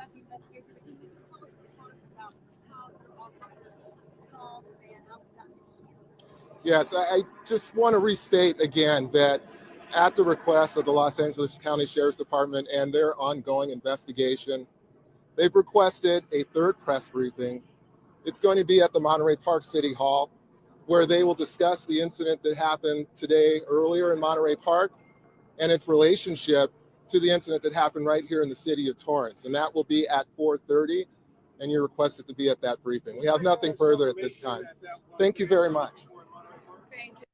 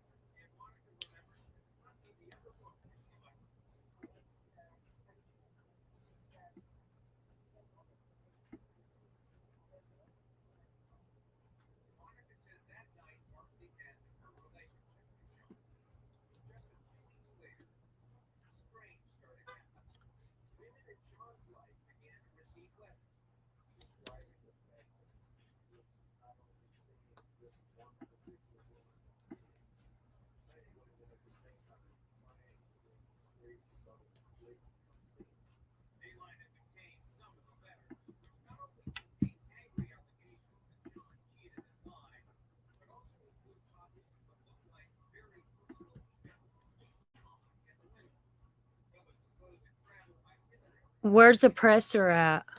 What presser? Where's it at? And we'll watch it.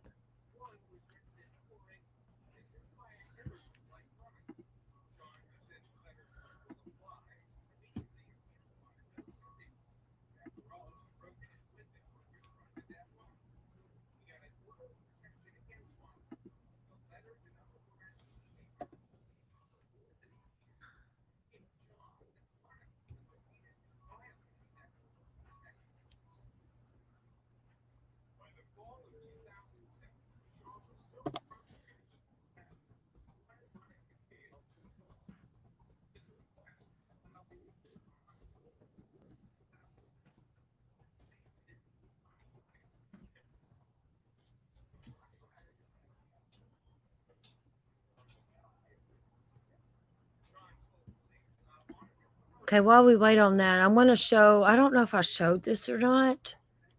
Y'all know my memory's horrible, but this is about the victims that got killed earlier in the cartel, where they killed that little 10-month-old baby and 16-year-old mama and stuff.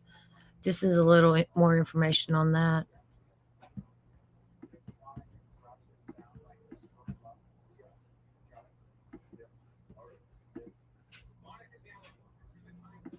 We're able to identify those victims today and provide those to you. Many of you have already discovered who they are through social media.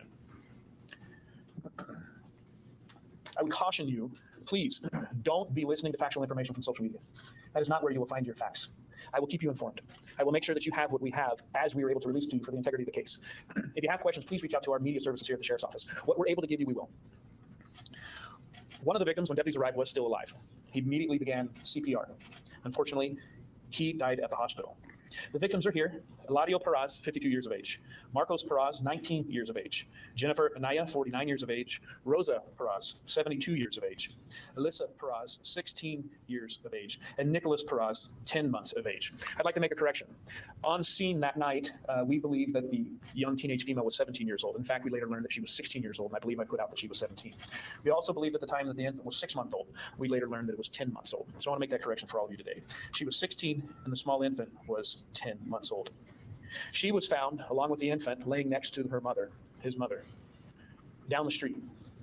We believe that the 16-year-old teenage mother and her small infant actually was fleeing and running from the scene.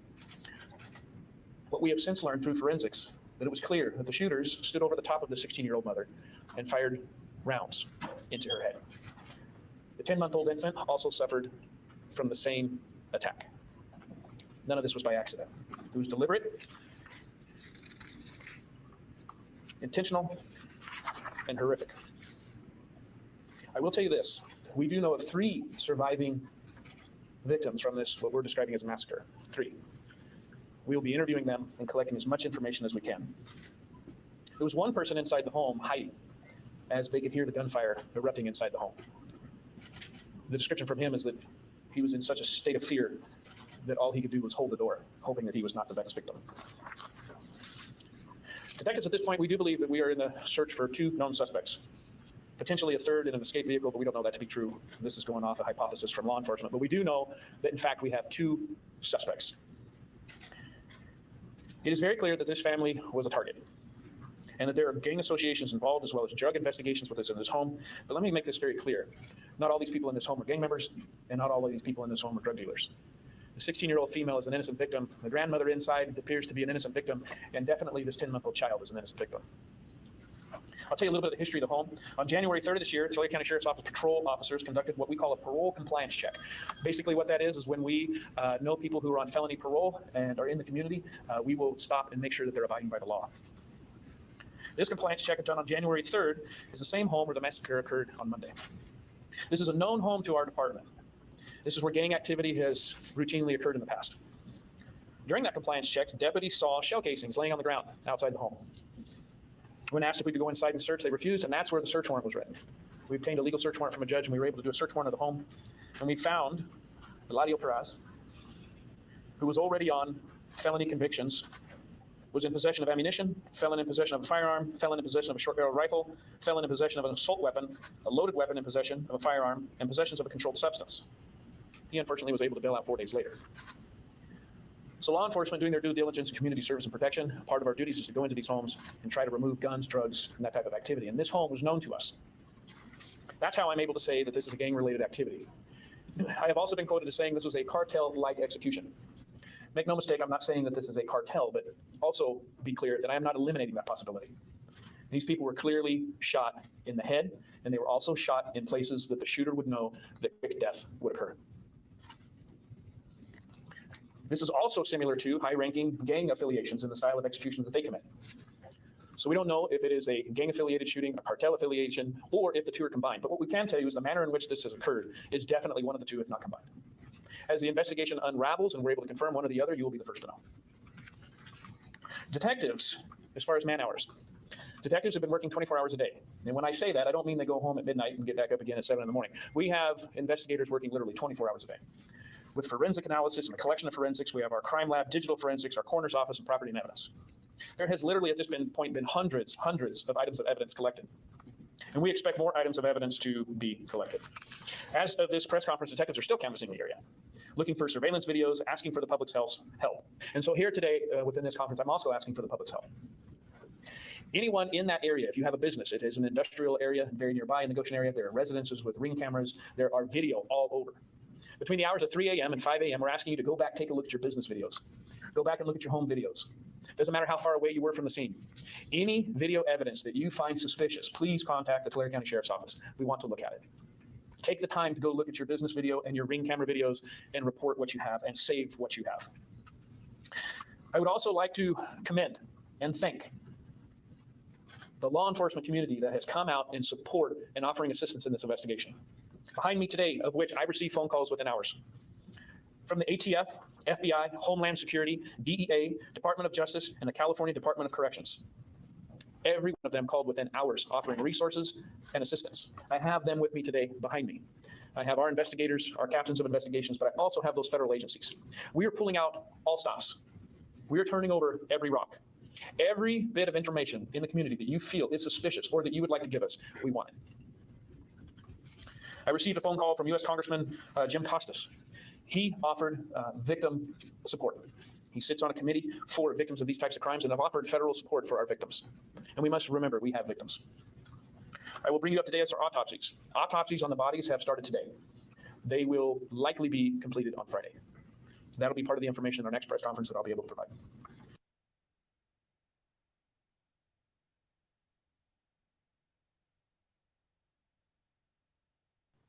I'm Grace White. Many people don't realize the night rapper Takeoff was shot and killed in Houston. There were other people injured. One of them is 24-year-old Sydney Leday. She was shot in the head in the early morning hours of November 1st, spent a week in the hospital, and says it's a miracle she survived. Leday is born and raised in Houston and says she's been leaning on her family for support. It's a story we've been working on for months and waiting until she was ready to tell her story. In her first interview, she talks with us about what it was like being there that night and the wounds she's still recovering from, physically and emotionally.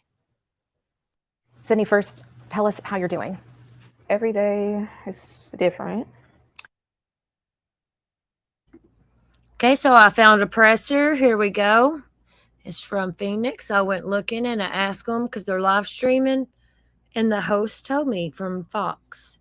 So we're going to watch this until it comes on.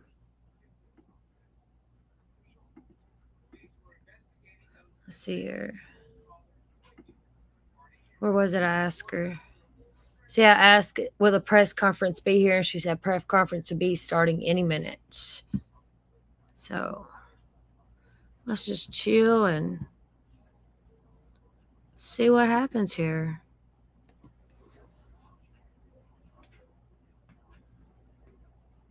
I don't think there's any sound.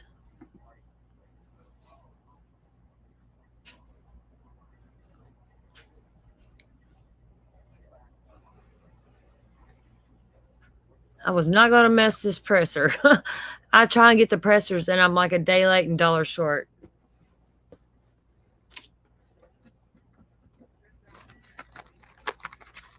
And everyone, I put up a new post on my community tab. If y'all could look at that and please comment if you don't mind. It's about covering different states of missing people. I'd appreciate your input, please and thank you.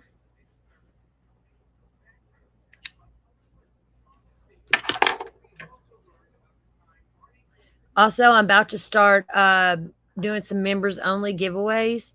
I got a new series. They are doing the mic check Here we to get go. ready for this press conference. Hopefully, it will happen momentarily. We'll take it to you in full here with Sheriff Robert Luna, as well as various other officials on the ground there in Monterey Park, California. Of course, we're expecting to hear from different people, including Los Angeles Sheriff's Department, Homicide Bureau Captain Andrew Meyer, also Monterey Park Chief of Police Scott Weiss, as they were all breaking a briefing from earlier today. So they've all been a part of this from earlier at the two previous press conferences. So hopefully they'll step out here at this podium at this City Hall in Monterey Park. And provide an update on what we know moving forward. So they're going to come out of those sliding glass doors and provide an update, hopefully, for told media to arrive for this new update. I'm going to let that play and just mute it and watch it. And when they start coming on, I'll unmute it.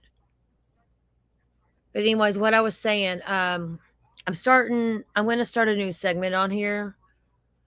And then I'm going to do a members only live on it. And I'm going to be doing some giveaways that has to do with my new content I'm going to be putting out.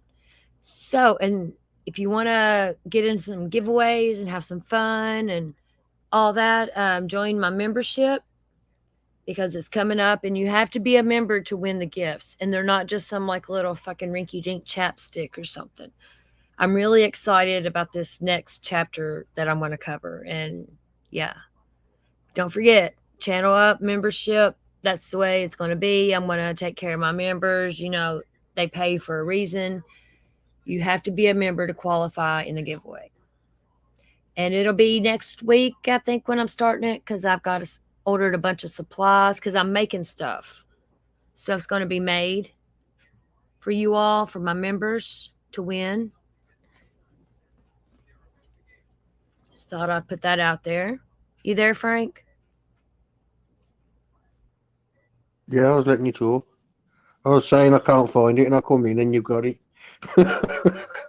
Yeah, I got lucky. I don't know how I popped up on it. I just typed it in, and then I went to the filter thing, put last hour, and here it was. I was going to send you a link to CNN's live feed because it had been put on there.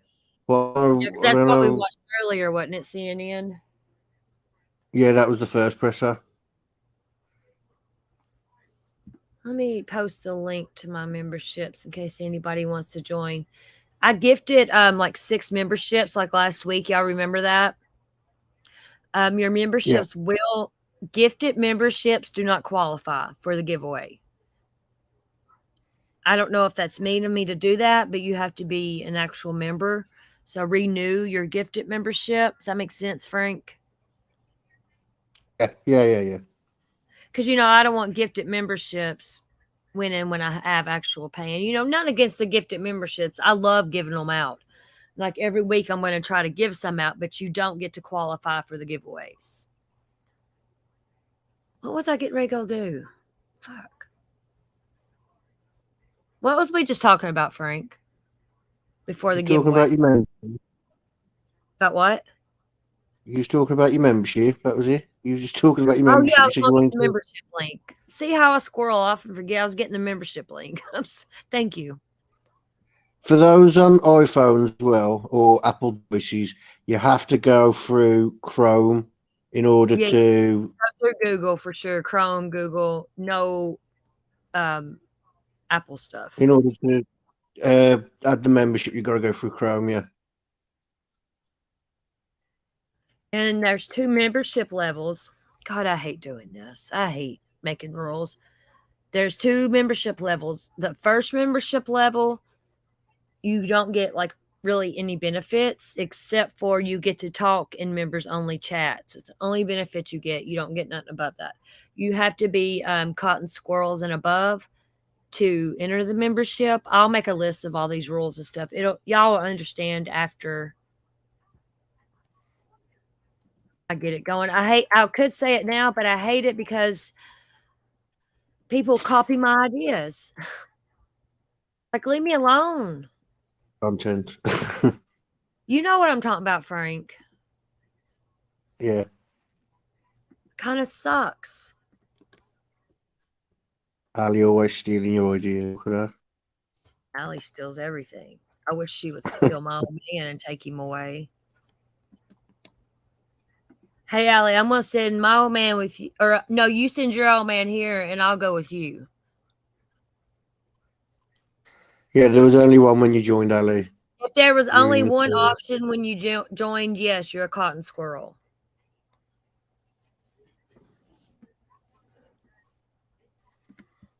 Only squirrels get. I'm not making any more memberships. I only made that lower membership so people could chat and members only. You know what I mean? To give So everybody some, like, a yeah. chance.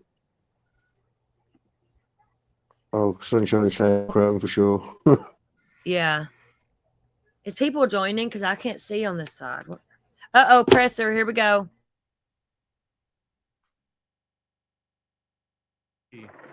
4, 5, 6, 7, 8, 9, 10. Mic check.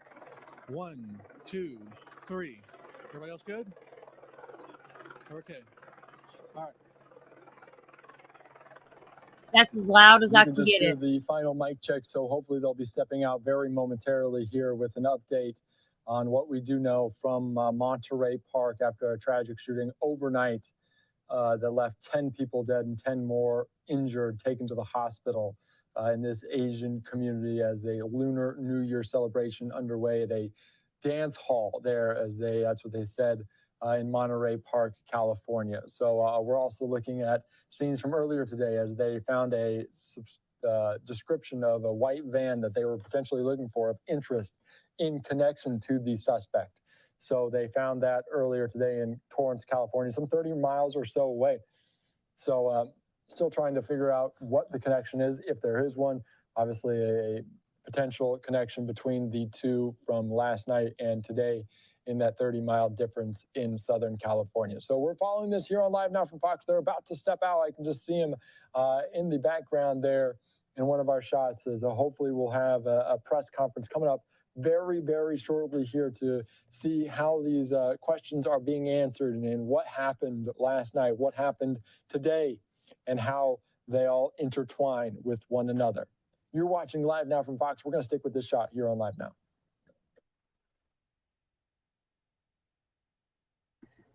Okay, we're back. False alarm. There was only one when you joined Sunshine. Yeah, you're a good one then. Well, they're all good.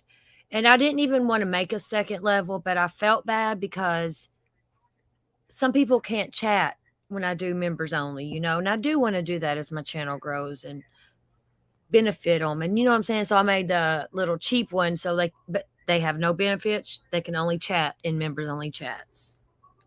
That's it. Change your title to let people know that there's a new presser. Do you know what I mean? Like just for while you're live though. So while you're live, people can come in. All right.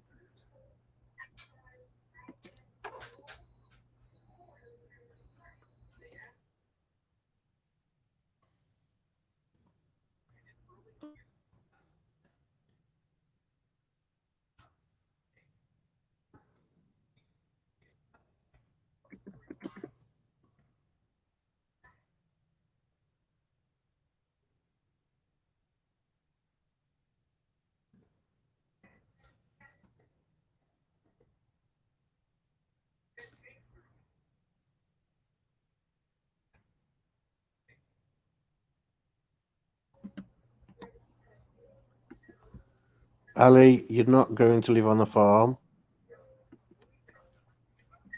Your husband won't allow it. I won't allow it.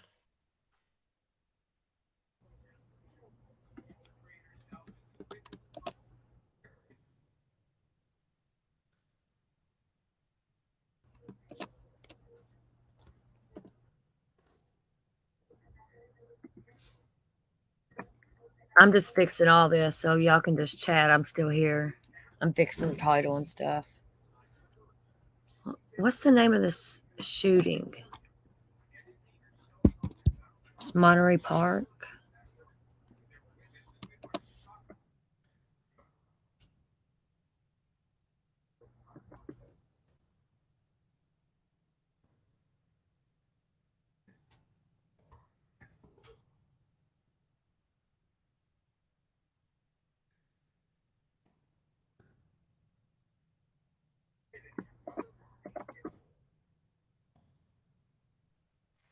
It's on the screen for you now. Is it on there? She's went back and said it was.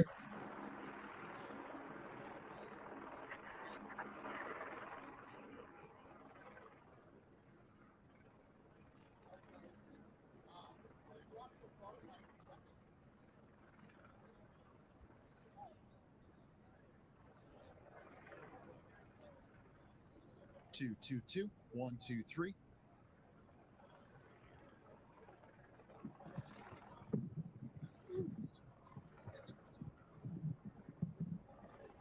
Two, 1. You can hear them giving a mic check one final time here as we see people slowly meander there. And we're hopefully going to hear from Los Angeles County Sheriff Robert Luna in the coming moments about this tragic shooting overnight in Monterey Park, but also the connection it had to Torrance, California, as we found the white van, a possible suspect in it. They found a man's body. Don't know if that was the alleged shooter in this incident overnight at that dance hall in the majority Asian community of Monterey Park, where 10 people were killed, 10 others were sent to the hospital with injuries ranging from stable to critical. So also following this here on Live Now from Fox, as we continue to get other live pictures up from all around the country or all around the city. So we're also looking at a live picture right now, I believe, as we watch this unfold out of a different area. Let's see if we can figure out what's going on here, because I have a live picture right now from our Los Angeles Fox team. So hopefully we can get an update on what's going on.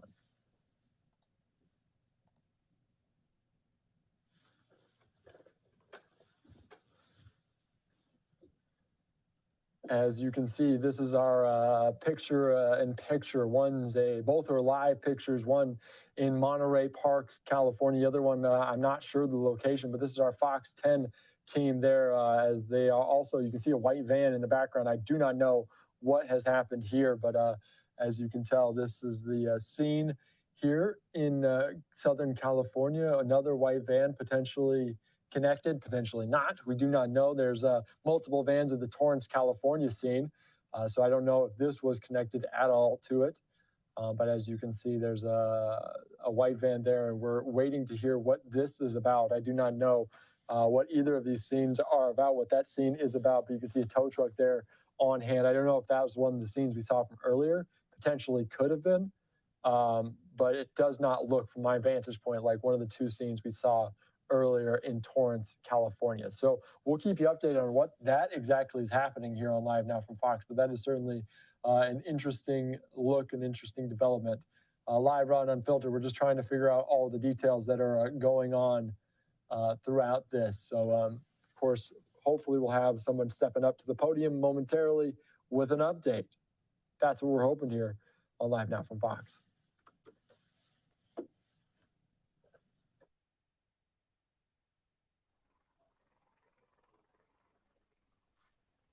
We just got clickbaited by Fox News.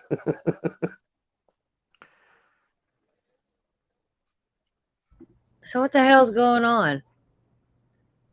It's coming, but they keep saying it's any second now. And then they have to come on again and say it, don't they? It is coming.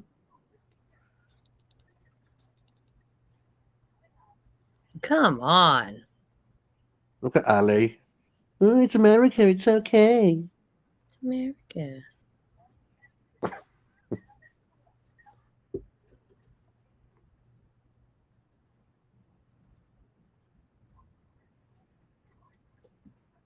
I don't know, Sunshine. What's up with that? Let me see.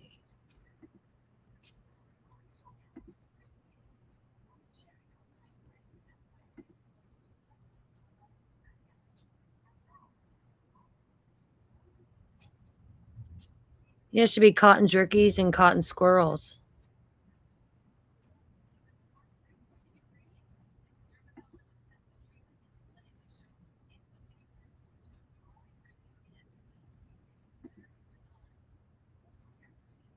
I don't know. Shows it on my end.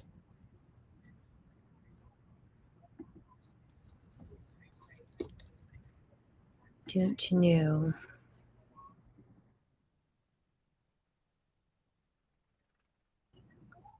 Oh, Sunshine and Sharon Tuck both come. Y'all are the rookies. You didn't join the squirrels. Somebody go in there and tell me if you can see the cotton squirrels.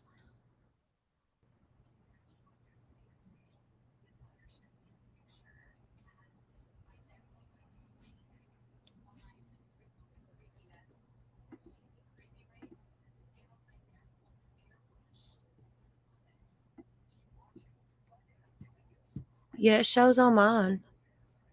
You just have to hit under rookies.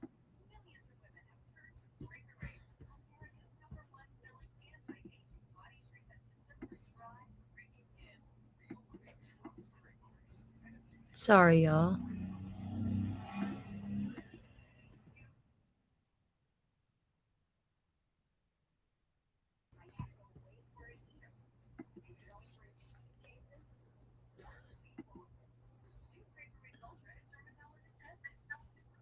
Is that second screen? Is that the live feed that they said they was having now at another van, or is that a different van being towed away? Hell, if I know. Too many white vans, I swear. Every case, there's some kind of white van or white car or something. They're only 19 minutes late. We're not going to miss this presser.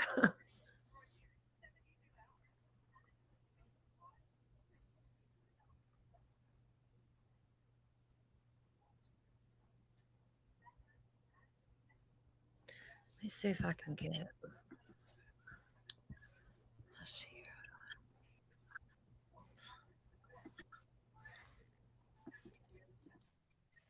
So y'all take a picture of it.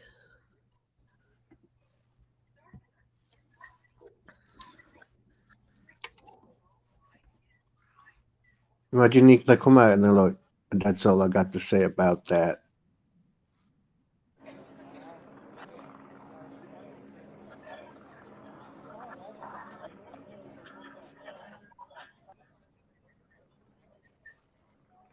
Hold on.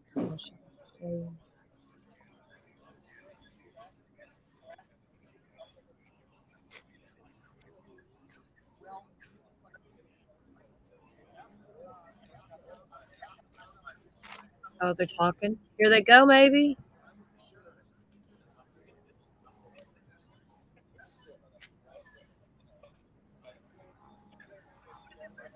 No, he just wanted to be on the camera. I imagine they've got a lot going on today because this is like the third presser and everything else. You know what I'm saying? I say they're like me. They're all over the place.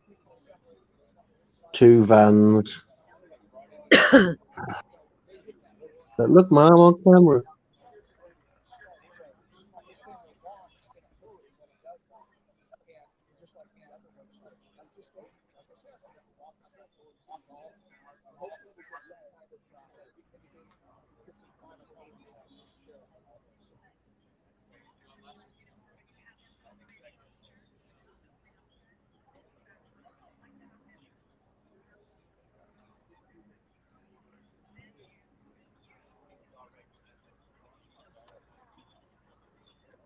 Well, I would think that was the reason for this news conference in the first place, right? Because we thought that we were going to hear all this from Torrance PD and ship it back to the sheriff, right? I mean, because the sheriff, in fact, all the sheriff's personnel were set up all the audio there, and they tore everything down the left.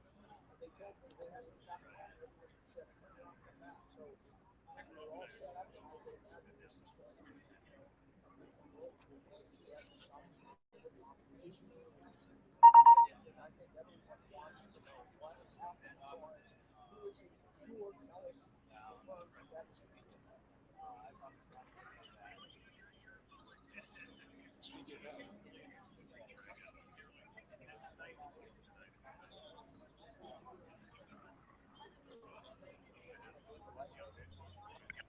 Look at this guy standing there like he's a movie star. Look at him, hands in pockets. Trying to find. Here we go. I took the picture of my computer. It won't let me do it, fuck, because it's not the right format.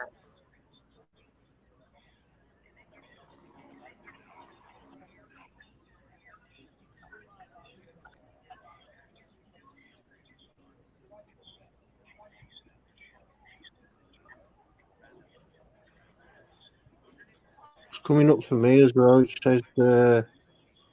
says upgrade, but there's not an upgrade option, as in I can only downgrade, but it says upgrade for some reason.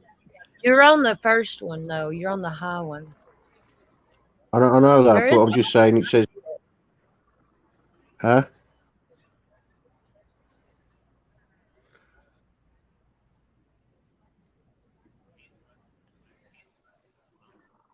I'm on Android though. I checked on my computer. That's the only way I could see. I didn't check on my phone because I got an iPhone, so I can't check anyway, you know?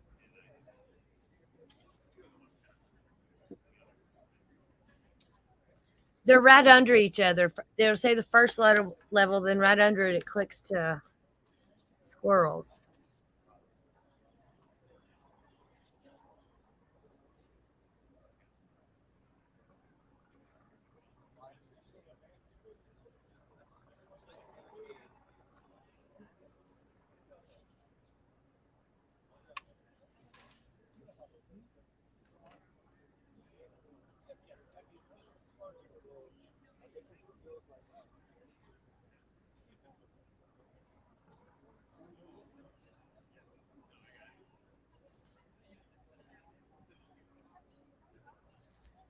I don't get it.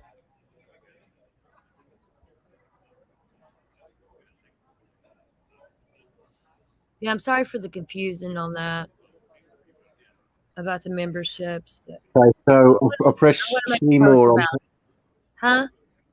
I press see more on the perks, and it took me down. And you go right to the bottom of like where it explains all the different perks, and it says change level there. But it does only show my one option now. But it did show earlier, but it does say change down there, like just change level.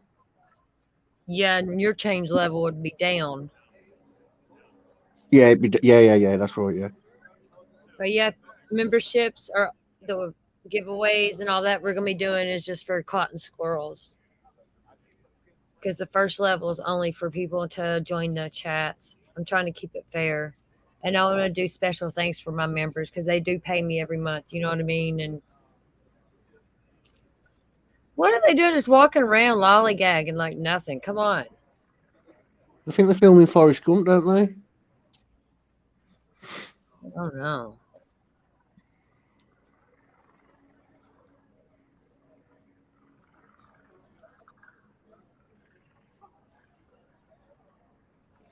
Okay, Do you know maybe. when Ali's husband went on tour, do you know what he said to her? What? He said, "Well, bye, Ali. They're sending me to Vietnam." Vietnam.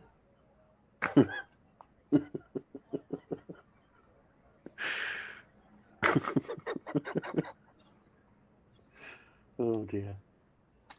Oh dear.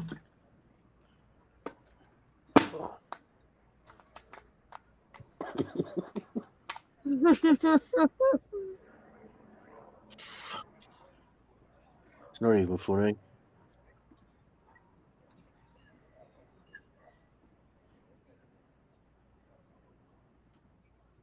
I don't want that fucking dude. Dilly dally. Oh no.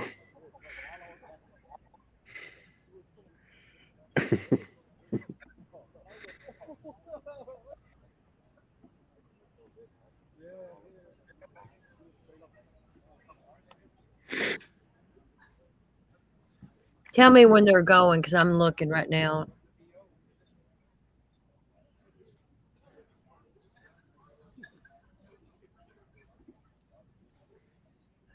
Fuck that.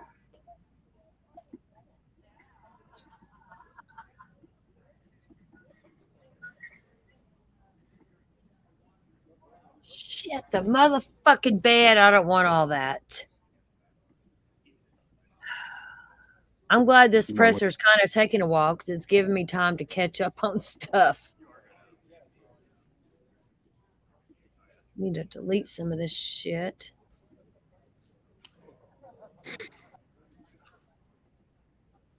Well, Ali likes to gag on lollies, apparently. You like to gag on my wiener, apparently, so what's it matter? I don't know what to say to that. Yeah, I didn't think so. Okay, mic check. 1, 2, 1, 2, 3. Here we go. Test 1, 2, 3, 4. Mic check. You good? What the fuck? Are you serious?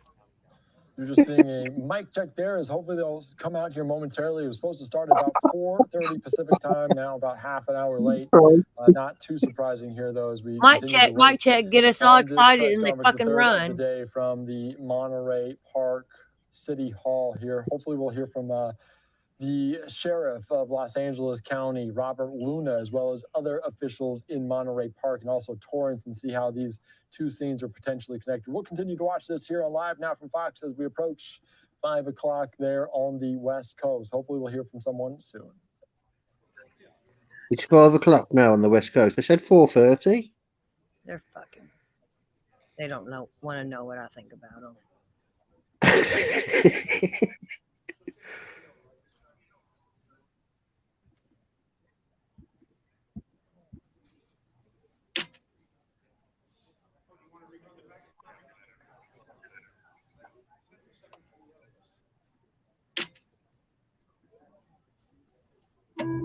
Fuck.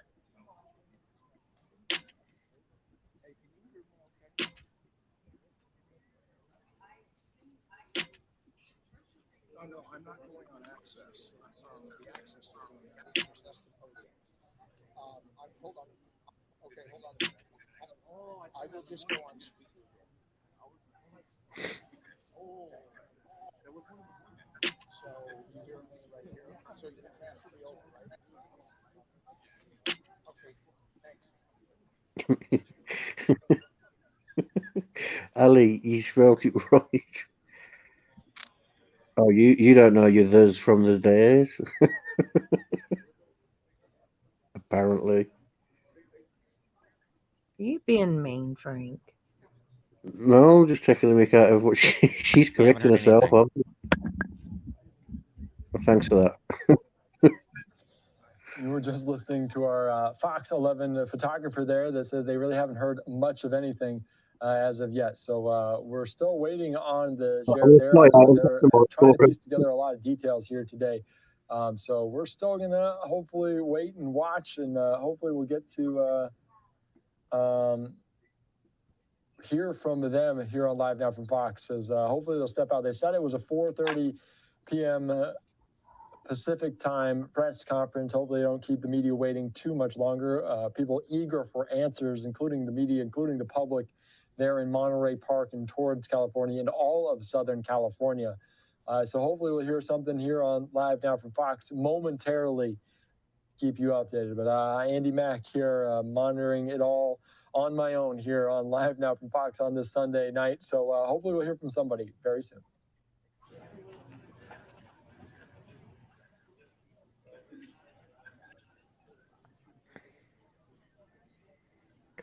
Ali, I don't know, like, what your point is, like. I weren't the one that got it wrong. You but yet, do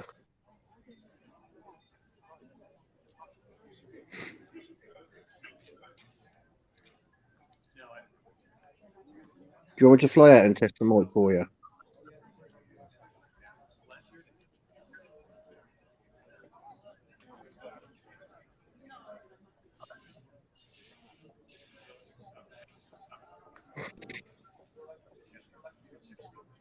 As we lost our other shot there in, that was Torrance, California. So that's what they were getting towed away. The car, the white van was getting towed away. So here is the earlier today of what transpired as we're still waiting on police to provide an update on the situation from last night at Monterey Park, that dance hall that tragically 10 people were shot to death, 10 more were injured and taken to the hospital. So we're going to hopefully get more of an update here from police, as this happened also in Torrance, California, about 30 miles away from there, about 45 minutes away from there. So not sure if this is the possible suspect from that shooting or what happened, but a man's body was found in this white van. They were looking for a potential white vehicle, a white van of interest, which certainly fits the description, you might imagine, of this Monterey, what witnesses saw late last night in Monterey Park. So, of course, we're following this here on Live Now from Fox. Hopefully they'll step up to the podium momentarily.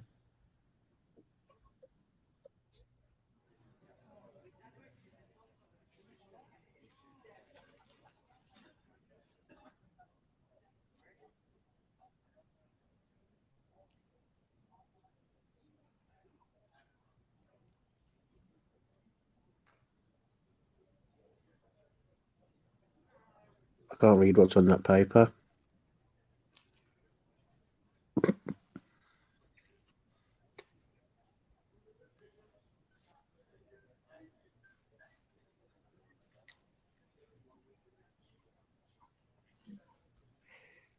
Yes, Ali, that's the definition of wrong.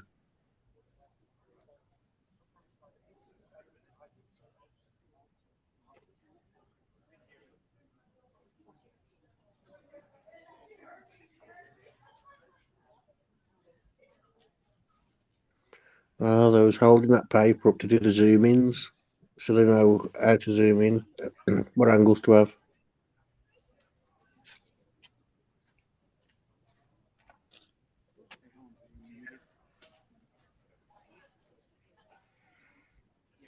You were wrong, Ali. I did nothing wrong. All I did was read your comments out.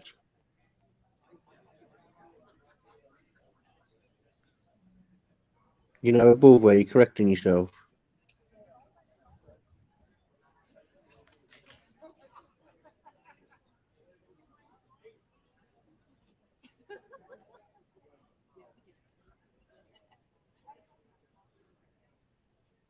See, even the media's laughing at you.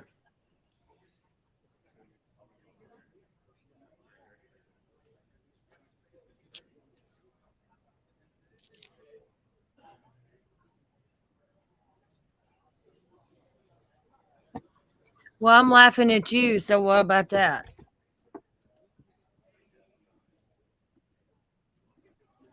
What about it? What about it? What about it? I don't know.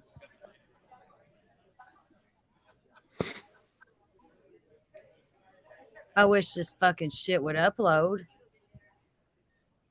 What are you on about? About this damn membership stuff. Oh, you made a post. Ooh.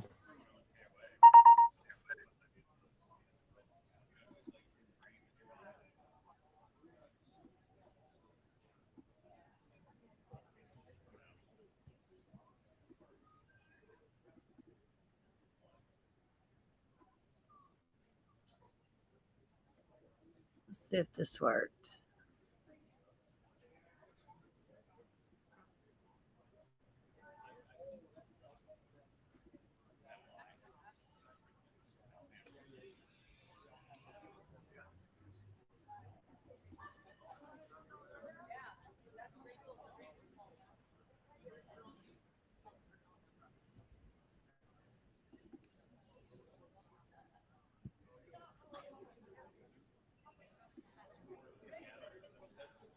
I think we've got enough time for me to fly out and get you a live link. You know what I mean? Save you having to hear Yeah. the news. See, here's what it looks like on my end. I know it's on my computer, but you can see over on the left side it says cotton turkeys and cotton squirrels. You have to click down on that. See, when you click on it, then it tells you what all you get. And then that's for cotton squirrels, what all you get. And then there's my rookies. All you get is Yeah, because I'm already a squirrel. I scroll down and it says more about perks or something. I clicked on that, and then it gives you all the perks, and then right at the bottom it said change level.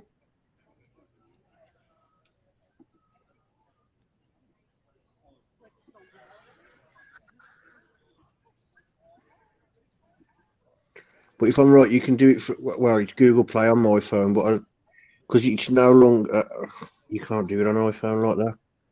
I'm over this damn press conference.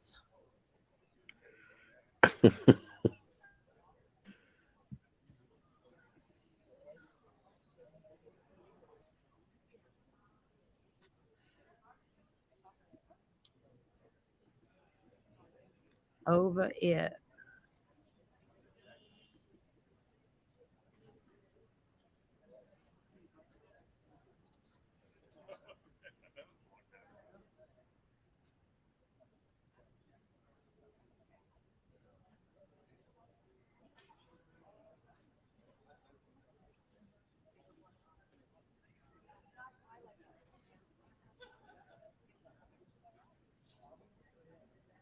Oh, this sucks. The fucking public should just take over. They'd probably do a better job anyway.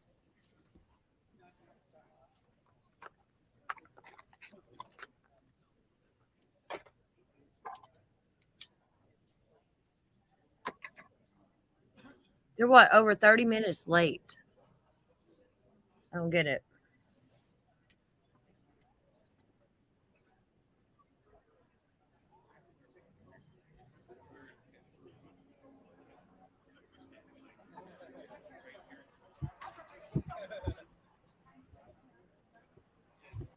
I hear action.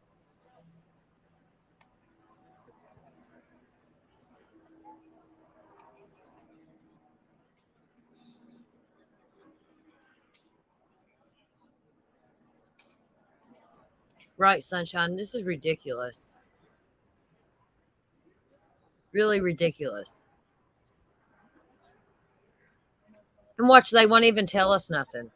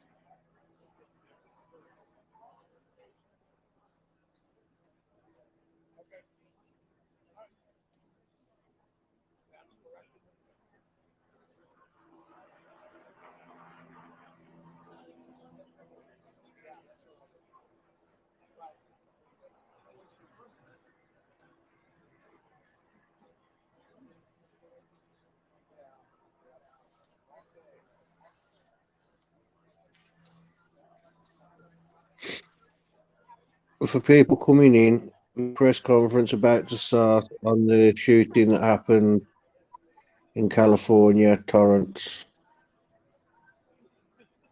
To the right of the press conference they've got earlier today, where they had a standoff and a shootout.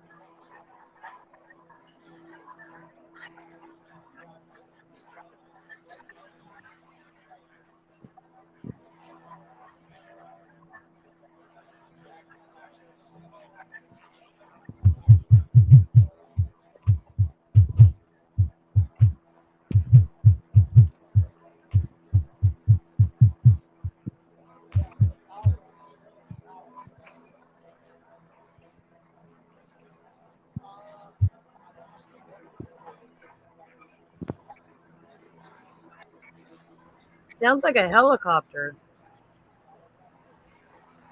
Where? Oh yeah, you know. Oh, that's the cookie to the thingy, I think, to the right.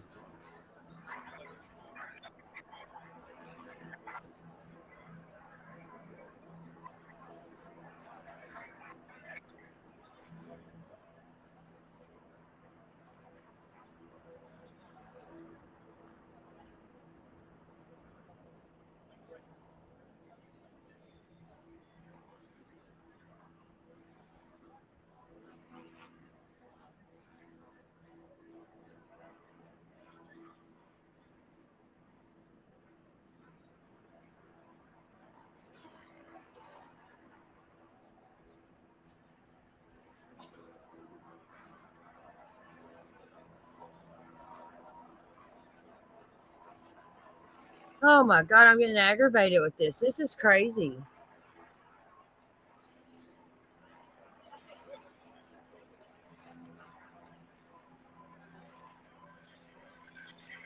I've never known one this late. I've known them like, 10 minutes late or something.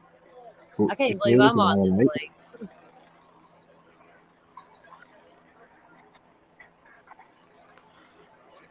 Oh, it's nearly an hour late now, eh? I wonder what they're waiting on. Donuts. Donuts. I've actually got some donuts. What did I do with them? Oh, get them in the kitchen.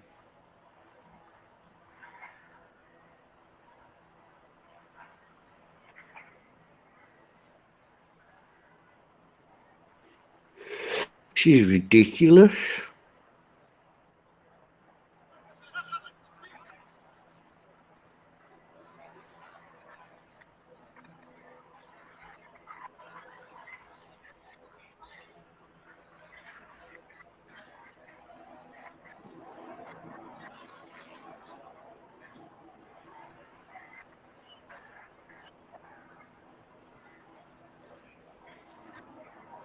When did you say you were going to start doing your members content next week?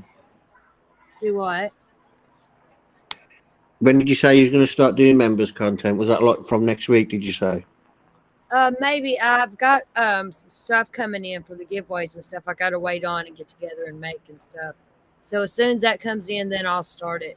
It should be next week that I get the stuff. Oh, when your stuff starts coming. Okay, no, I was just asking. It's coming though.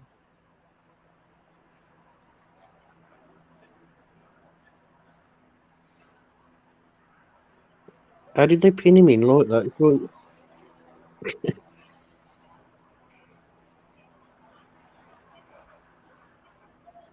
He must have been parked up or something.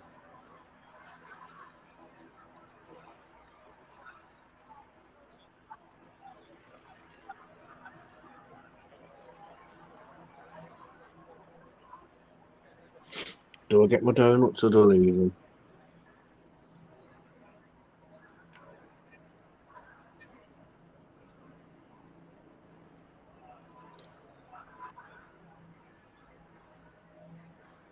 Let me know if you want me to send you on KKI because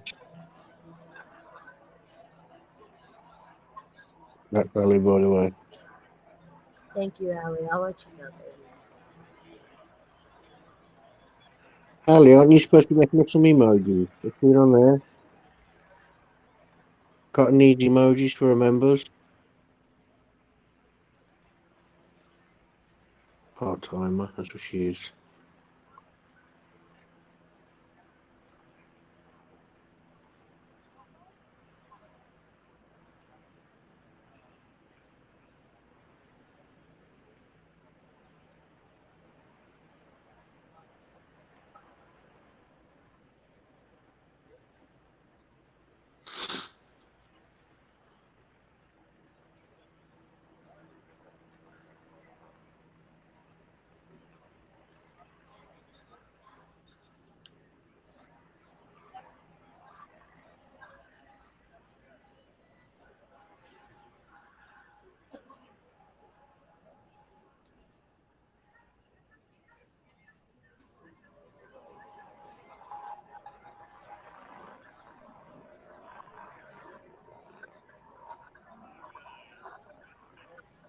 Is it getting dark there now as well? Mm-hmm. They're not doing a very good job. They're not good.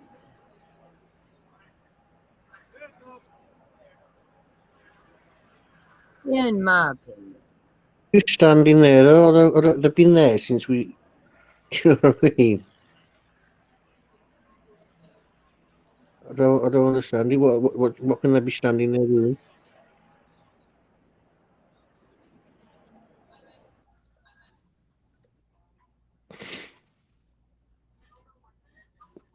Oh.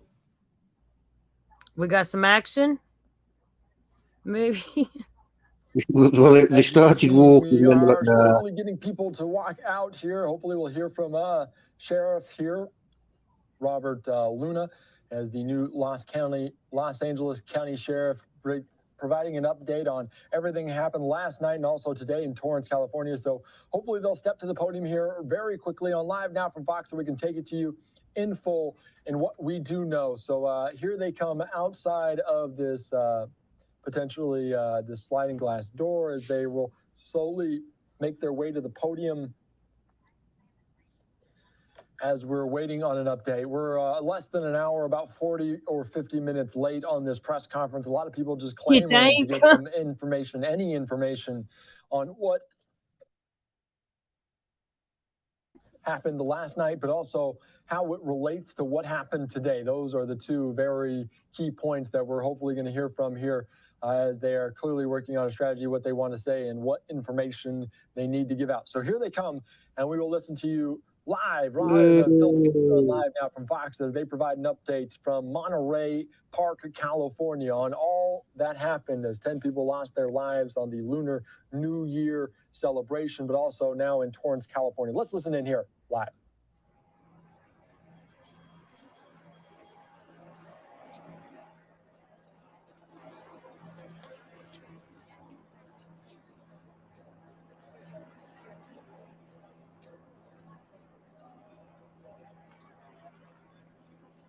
Good afternoon. My name is Lorena Rodriguez. I'm captain at Sheriff's Information Bureau. Sheriff Luna and officials will provide an update on yesterday's incident.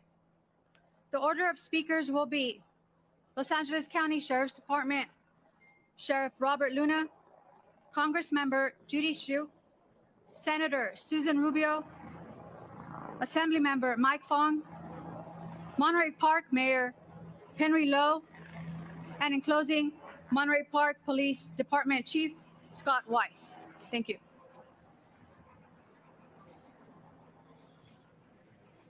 Well, good evening to everybody, and thank you all for being here and hanging in with us today. It's been a very challenging day. So let me give you what I believe will be the last update of the day, and then after the speakers, I'll come back up here to answer any questions that you may have. Earlier today, the Sheriff's Homicide investigators working alongside all of our law enforcement partners were able to confirm the identity of the male inside the white cargo van as the suspect in the mass shooting that we had in Monterey Park.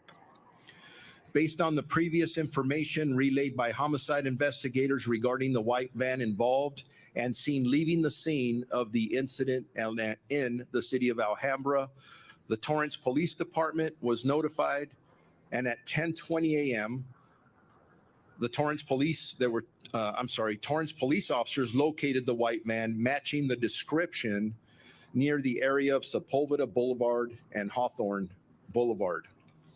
As Torrance officers pulled behind the vehicle, the white van entered a shopping center parking lot. When officers exited their patrol vehicle to contact the occupant, they heard one gunshot coming from within the van. Officers retreated and requested several tactical teams to respond. 2 armored vehicles responded and were able to restrict the van's movement. At 12:52 p.m., our sheriff's SWAT team approached and cleared the van and determined the suspect sustained a self-inflicted gunshot wound and was pronounced dead at the scene. Investigators conducted a search of the vehicle and determined the male inside the van was the mass shooting suspect.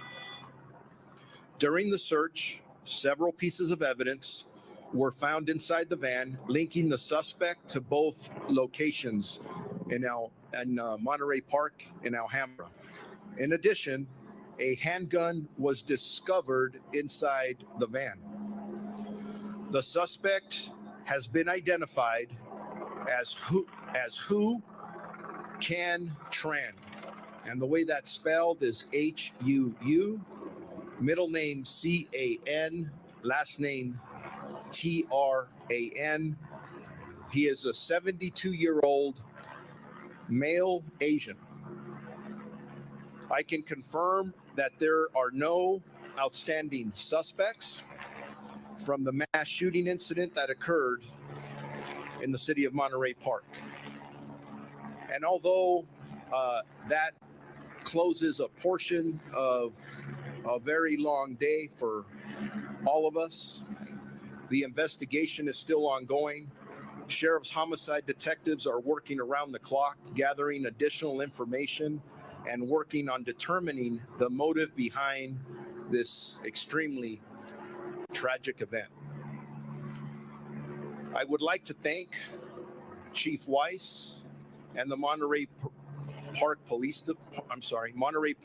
Department, the Federal Bureau of Investigation, the Alcohol, Tobacco, and Firearms, California Governor's Office of Emergency Services, the United States Department of Justice, the Torrance Police Department, the District Attorney's Office, Supervisor Hilda Solis, who has been here with us for the previous pressers, and the surrounding South Bay law enforcement agencies. Initially, we're giving thanks to the Monterey Park Fire Department for their life-saving measures. I was informed before coming out here, we still have 7 victims who are hospitalized. And I'm sure that the work of our firefighters and police officers contributed to saving at least those lives. As I stand up here, I'm very proud, really, of all of us, the community, all of you in the media. I could say we did this together. We really did. And when there's tragedy, we have to lean on each other, and that's what we did. But before I walk off and turn it over to the next speaker, when I got here and I saw, and I told you this morning, the look in the eyes of the homicide investigators and all of their staff, you could just tell they were going to get this guy.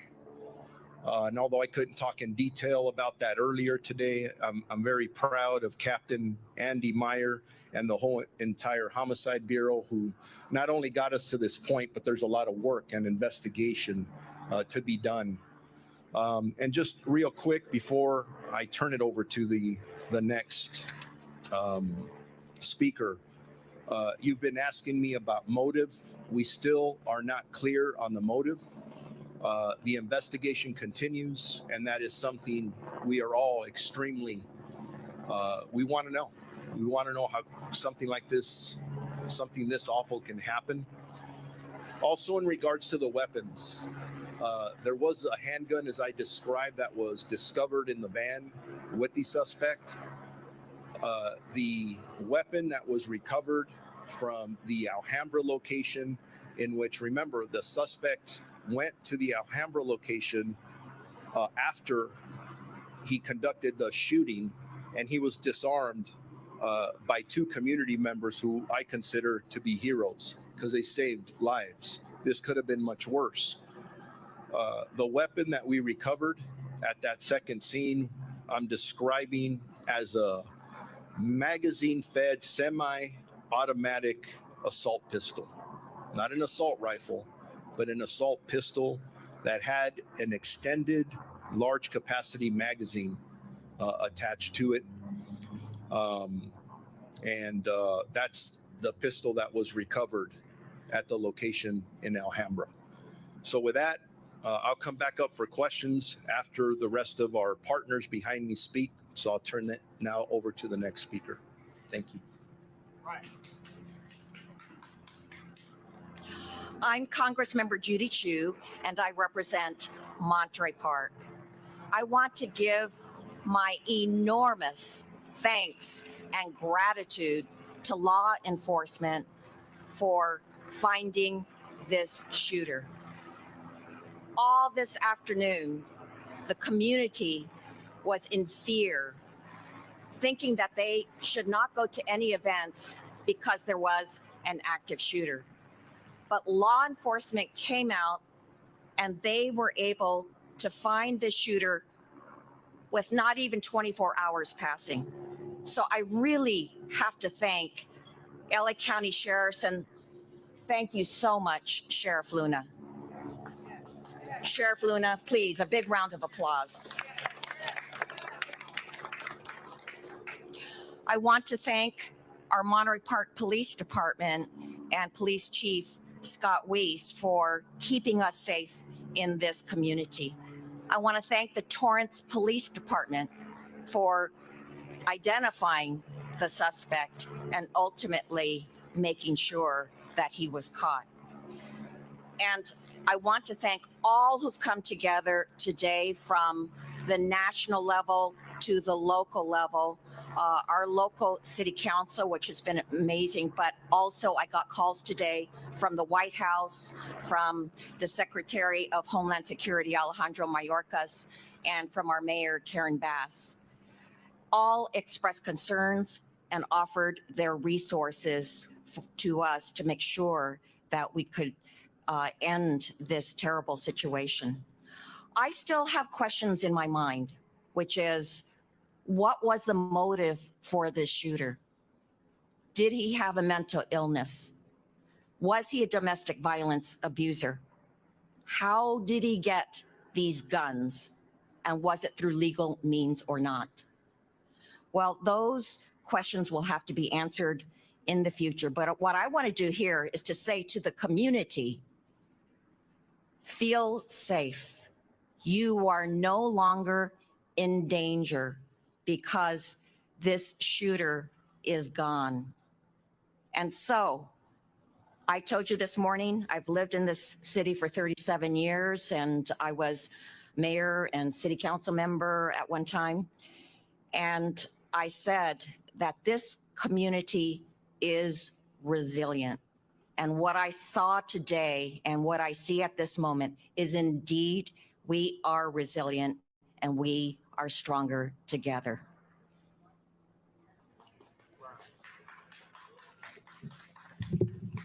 Hello, I'm State Senator Susan Rubio. I represent the city of Monterey Park. And I want to start by offering condolences to all the families that are today destroyed and trying to find a way to keep moving forward with such a loss. I want to also commend those two individuals that tackled the gun away from the second incident, because we would be standing here with a lot more tragedy. So I want to thank those two individuals, and we hope to honor them at some point in the near future. But I also want to commend our public safety, from our local police to our Sheriff Luna and everyone that did what needed to be done to ensure that we bring safety back into our community. So as you heard Congresswoman express, we want to make sure that our community knows it's still a safe community. So thank you to all those that were working really diligently to ensure that we capture the individual responsible for these senseless acts of violence. And we need to continue to condemn any type of violence. It has no place in our communities. I want to also praise first responders for their quick action and those at our local hospital taking care of the victims.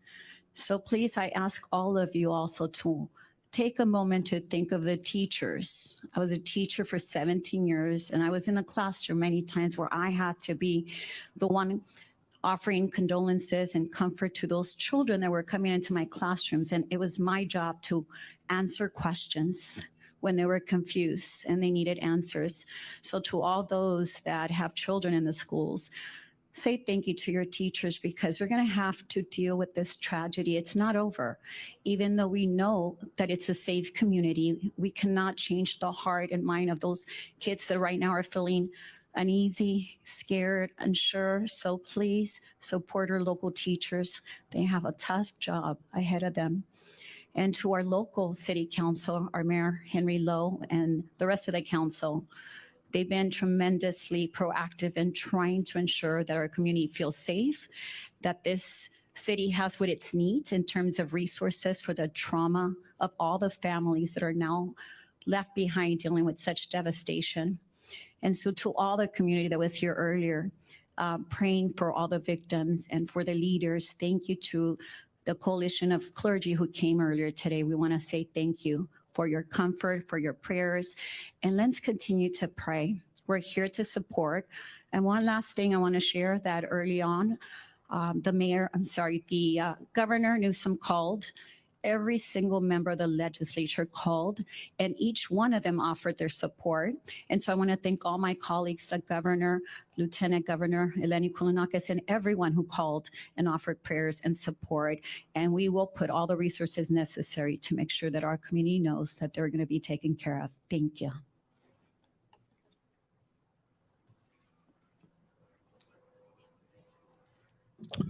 Good evening. I am Assembly Member Mike Fong, representing the 49th Assembly District. Thank you so much to Sheriff Luna, Chief Weiss, and all the local law enforcement and state and federal partners for their leadership and efforts in finding the shooter. During the time Hello, of Elizabeth celebration, and Gail. during the annual Lunar New Year, when families gather together, we know that our community has faced a tragic incident, so shocking, sad, and horrible. For those seeking assistance and trauma relief, please visit the Langley Center here in the city of Monterey Park. Thank you to Mayor Lowe and the Monterey Park City Council for their leadership and efforts. And thank you to the Governor and the Office of Emergency Services for their leadership and efforts in coordinating emergency response and for enhancing security here in Monterey Park and the San Gabriel Valley communities. This has been a very challenging time. As you heard from our Congresswoman, our Senator, Monterey Park is strong. Monterey Park is resilient. And together, we will get through these challenging times together. At this time, I'd like to introduce Monterey Park Mayor Henry Lowe. Thank you very much, Assembly Member. I want to thank Sheriff Luna and your department for helping us seek justice today in the tragedy that has occurred. I want to thank our own Monterey Park Police Department, many of whom their officers have been on duty for over 24 hours. Thank you, Chief Weiss, for all the personnel at your police department for your dedication in making sure that justice was brought forward. I want to thank our Fire Chief Matt Halleck and the personnel of the fire department who rushed to provide aid to those who had fallen. Working alongside our local, state, and federal partners to investigate this horrific event, we are able to say that justice has been done thanks to everyone working together.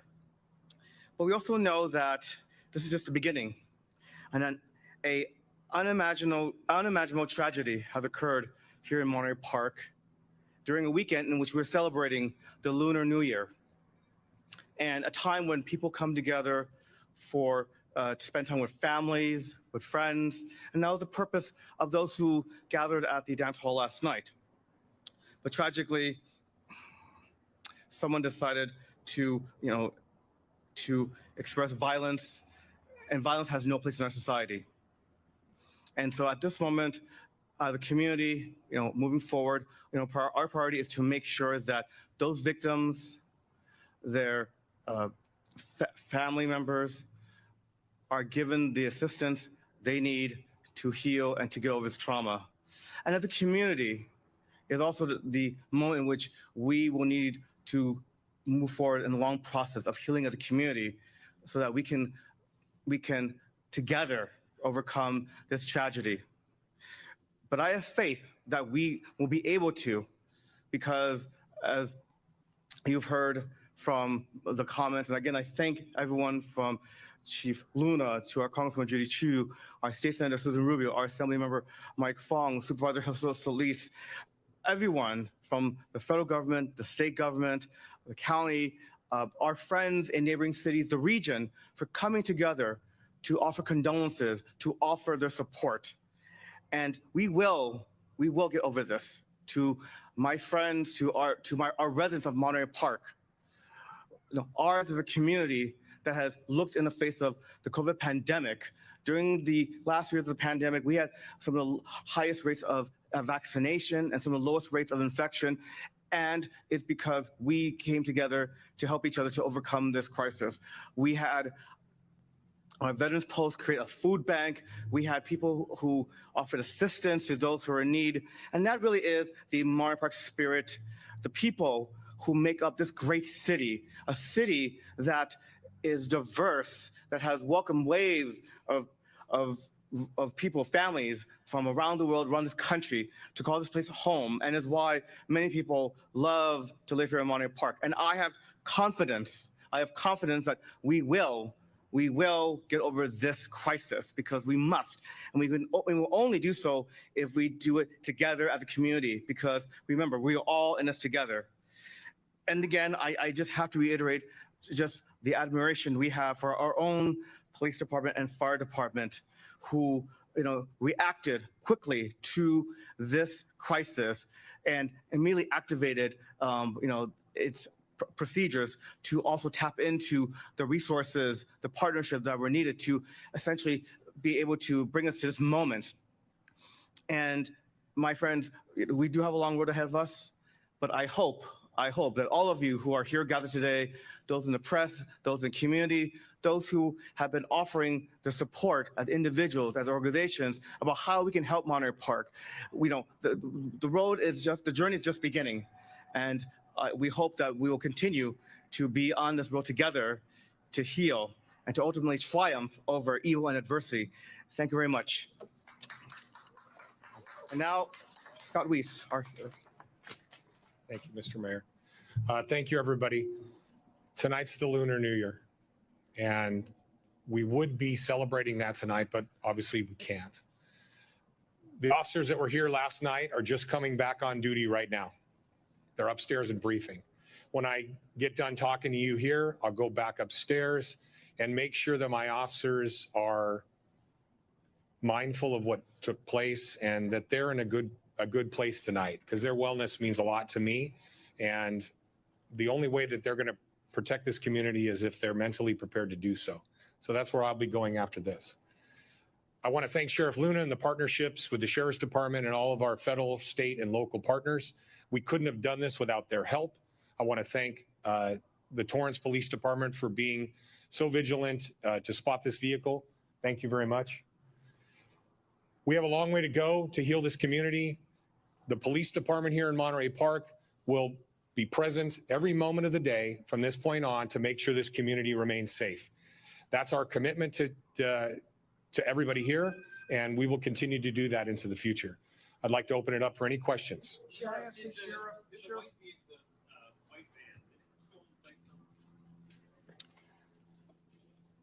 When we got to the van, it did have different plates. So I'm assuming they were stolen. They weren't the plates that belong on the van. And did Torrance, did they get a hit off of it? Was it a camera hit that hit on that stolen plate?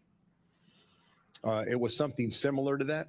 And that's, again, part of our partnerships with all of our agencies and some of the process we use to catch a very dangerous person and get them off the streets. Sheriff, you talked earlier about that you don't have a motive right now. I wanted to ask you something that could play a role in that. Is there any indication that the suspect who's now dead knew any of the victims or knew people at either of these two locations?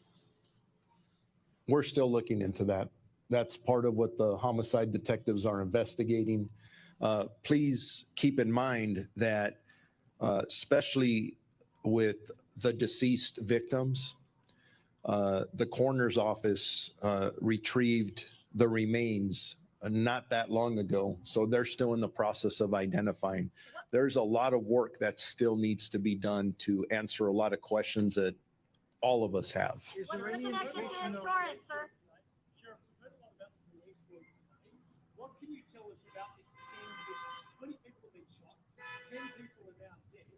Congressman Chu stood there and asked people to applaud your effort earlier. Today we had the Vice President say that this type of violence needs to stop. As a community leader, what do you say about that and how, in this country, can gun violence stop? Gun violence needs to stop. There's too much of it. We're all standing here tonight because an individual took a weapon and did the damage that we've talked about without repeating it. I think all of us need to take some ownership there. I think we really need to go back and look at what we do. California has some of the strictest gun laws in the country, but yet look what we just had today.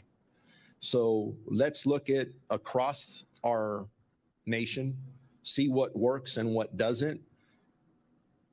But I could tell you this, the status quo is not working. So we need to re-examine what we're doing and what may work better. And I hope that this tragedy doesn't just go on a long list of many others that we don't even talk about until the next one comes up. What can you tell us about the victims' ages, relationships? Were they parents? Were they mothers, fathers? Who were these people? We're still in the process of identifying all the victims. We will have that information as the days go on. Have you contacted next of kin yet, sir? Okay, I heard something on my right ear that sounded like the ages of the victims. The ages of the victims that we dealt with here in Monterey Park, I don't have the specific ages because they have not been identified, but they're not in their 20s or 30s. They seem to be probably, I would say, in their 50s, 60s, and maybe some even beyond there. So, and again, give me a second. Anyways, yes, ma'am? Have the next of kin for the victims been contacted yet, sir? We're still in the process of doing that. And you said the criminal history of the suspect. Did he have any restraining orders? Was there a history of any sort of criminal activity with Mr. Freeman prior to this? That's something we're still looking at. We're looking at all criminal history, mental health history, and those are all things the detectives will take a very hard, long look at and see if it impacted what occurred here, the motive, and that's part of the learning lessons and sharing them with our partners and seeing if there's any gaps that were there that we may have missed. You said Torrance. One shot heard, but there were 2 bullet holes pictured in the window. Did officers return fire? To my knowledge, there was no officer or deputy involved shooting at the scene. Sheriff, was there anything else in the van itself that you found beyond the handgun, like any ammunition, something like that? And do you know what his city of residence is? This suspect? Yes, to all the above, but it's none of those I can get into at this point. We have detectives all over the region continuously working very hard to answer a lot of the very good questions you're asking regarding motive and all these other things. And the timing isn't right for me to put that out. We will, but give us several more hours. We're taking this one step at a time.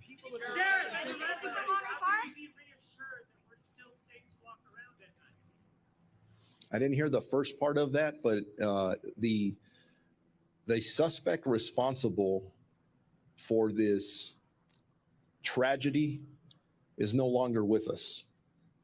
That was the person that is deceased now, and you're asking me if we feel we're safe. He's the one responsible for this. He is no longer a threat.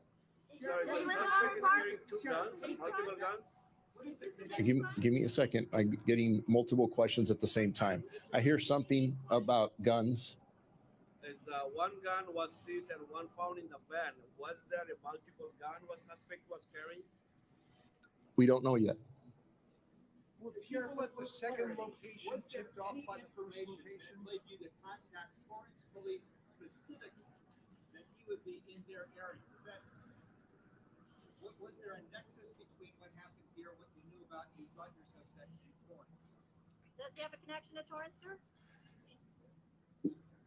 This morning, when I talked about the information we had, we put out as much information as we possibly can while there was a lot of very good investigative and detective work going on. Something we don't talk about much in Southern California is our extraordinary ability to communicate and coordinate with each other. Not only the Los Angeles County Sheriff's Department, you see the partnership here between ourselves, the Monterey Park Police Department, my partner at the Torrance Police Department. We put this information out.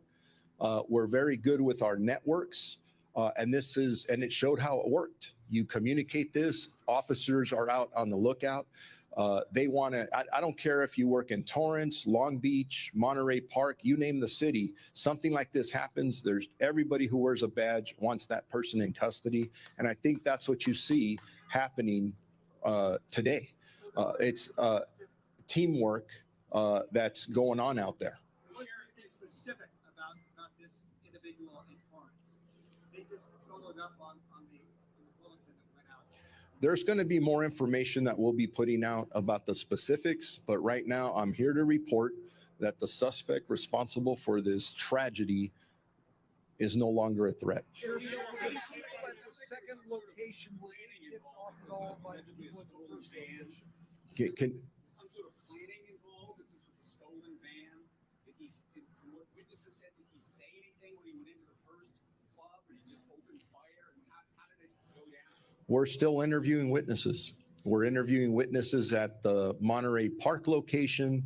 We're interviewing witnesses at the Alhambra location, and all of it will come together when I'm going to use, it sounds weird for me to say some of this makes sense, putting it all together and trying to figure it all out. We're still in the process of doing all that. It's going to take some days. Sheriff, were people at the second location tipped off by the first location? Give me a second. And let me give somebody else a chance over here. Semi-automatic pistol. Can you clarify what type of pistol that is, generally speaking? You know, are the weapons you found legally obtainable in California under current law? I believe the weapon that was recovered at the Alhambra location is not legal to have here in the state of California. We'll do more research on it. Our partners at the ATF, and by the way, I was mentioning different police departments. We can't be as successful as we are without the FBI's been with us all day. The ATF joined in. The U.S. Marshals has been helping us. I get a personal call from the Attorney General earlier saying, what can we do to help you? I've been in communication with the governor, who you may see out here in the very near future. Everybody just, what can we do? Do y'all want to continue watching this or no? I don't know how much longer it's going to be, but do y'all want to continue watching it?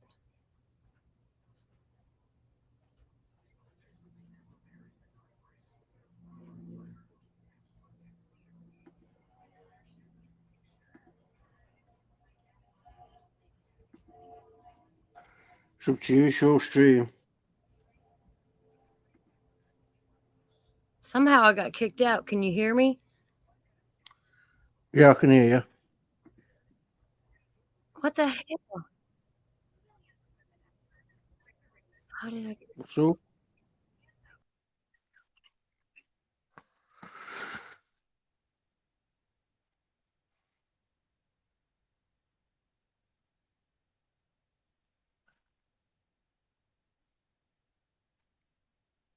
got you muted. Can you hear me now? Yeah. Sounds like an echo. How do I...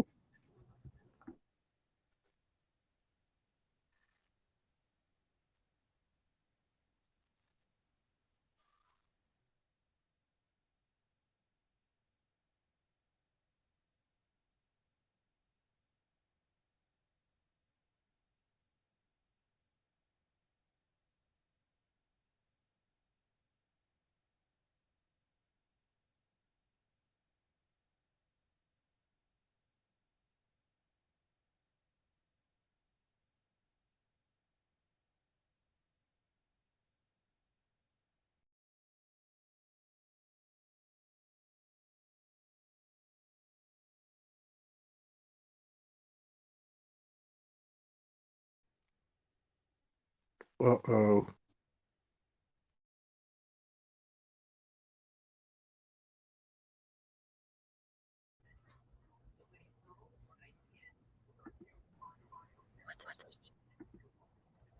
Can you hear me? Is there an echo?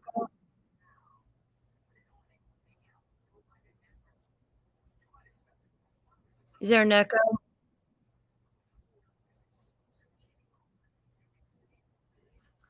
No. I don't know why I'm on here. It's echoing on my end.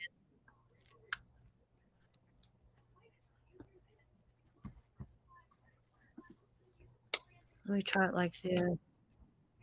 You're not echoing. Yeah, but it is on my end. Oh.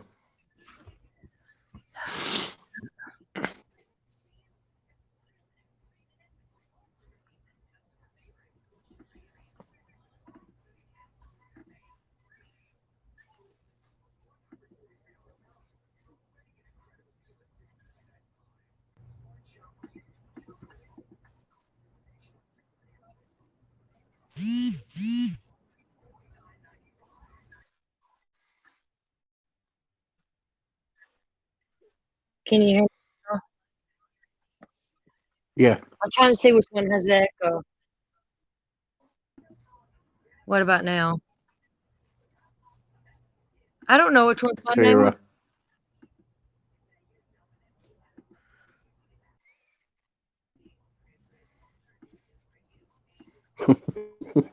What the fuck, man? Why can't I get in there? I don't know what's going on. You've got two in, that's why. There's one.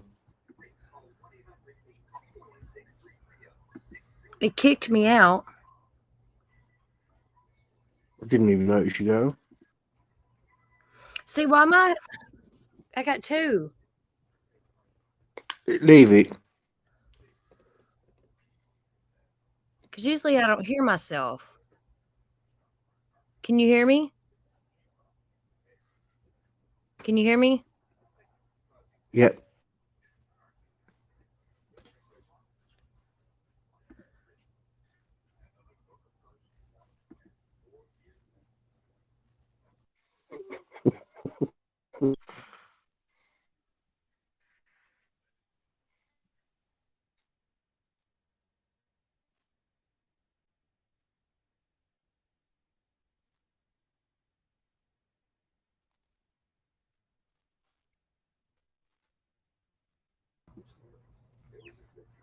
Is that better?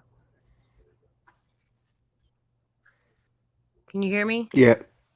I think I figured it out. Yep. I don't know what the hell happened. It's like my StreamYard went out and I couldn't see StreamYard at all, but I could hear y'all. It was weird as hell. Alice doesn't.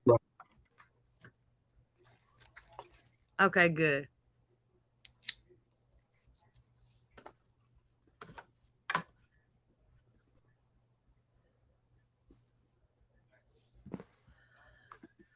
That news conference is really long. I was waiting for the postman to come up and thank everyone for receiving the letters. Yeah. Let's see here. Look and see what else we can watch on it.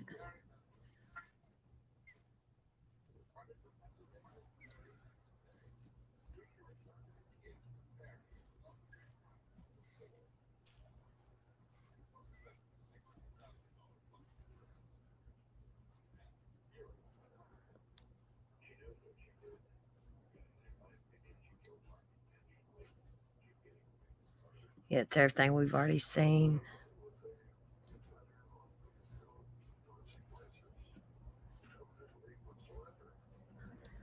Well, that's about it on that.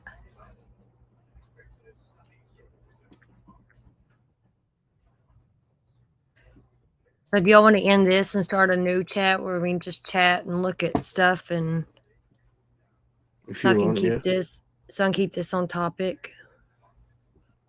Yeah, that's fine. When you've ended it, I'm going to put in the comments when the press conference starts. It already started.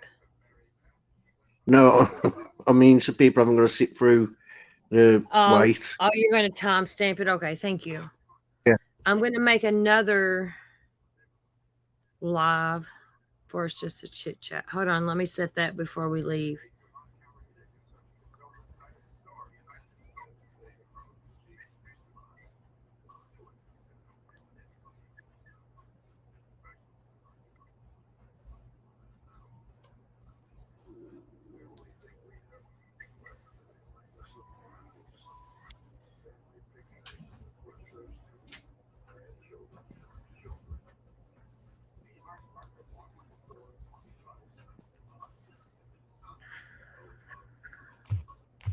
I hate having to add damn thumbnails.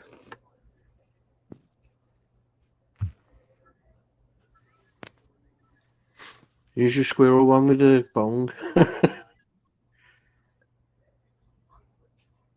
see here. Did y'all see Duty Ron has a wiener dog? I love that.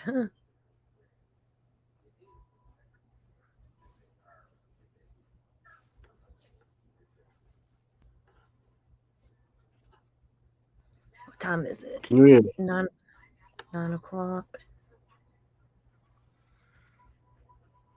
I'm gonna set it for 9:30 Eastern time. I might come on sooner. Yeah, can you hear me? Yeah. Because something's popped up in pink saying I need to restart my phone if it continues. What? I don't know. I want to end this, and then at 9:30 we'll do some chit chat and drag people and talk shit. I don't care. Okay, you're the boss. All right, I'll see y'all in a few minutes if you want to. The live is already set if somebody wants to share the link, and see y'all in 30 minutes. Bye. I love you all.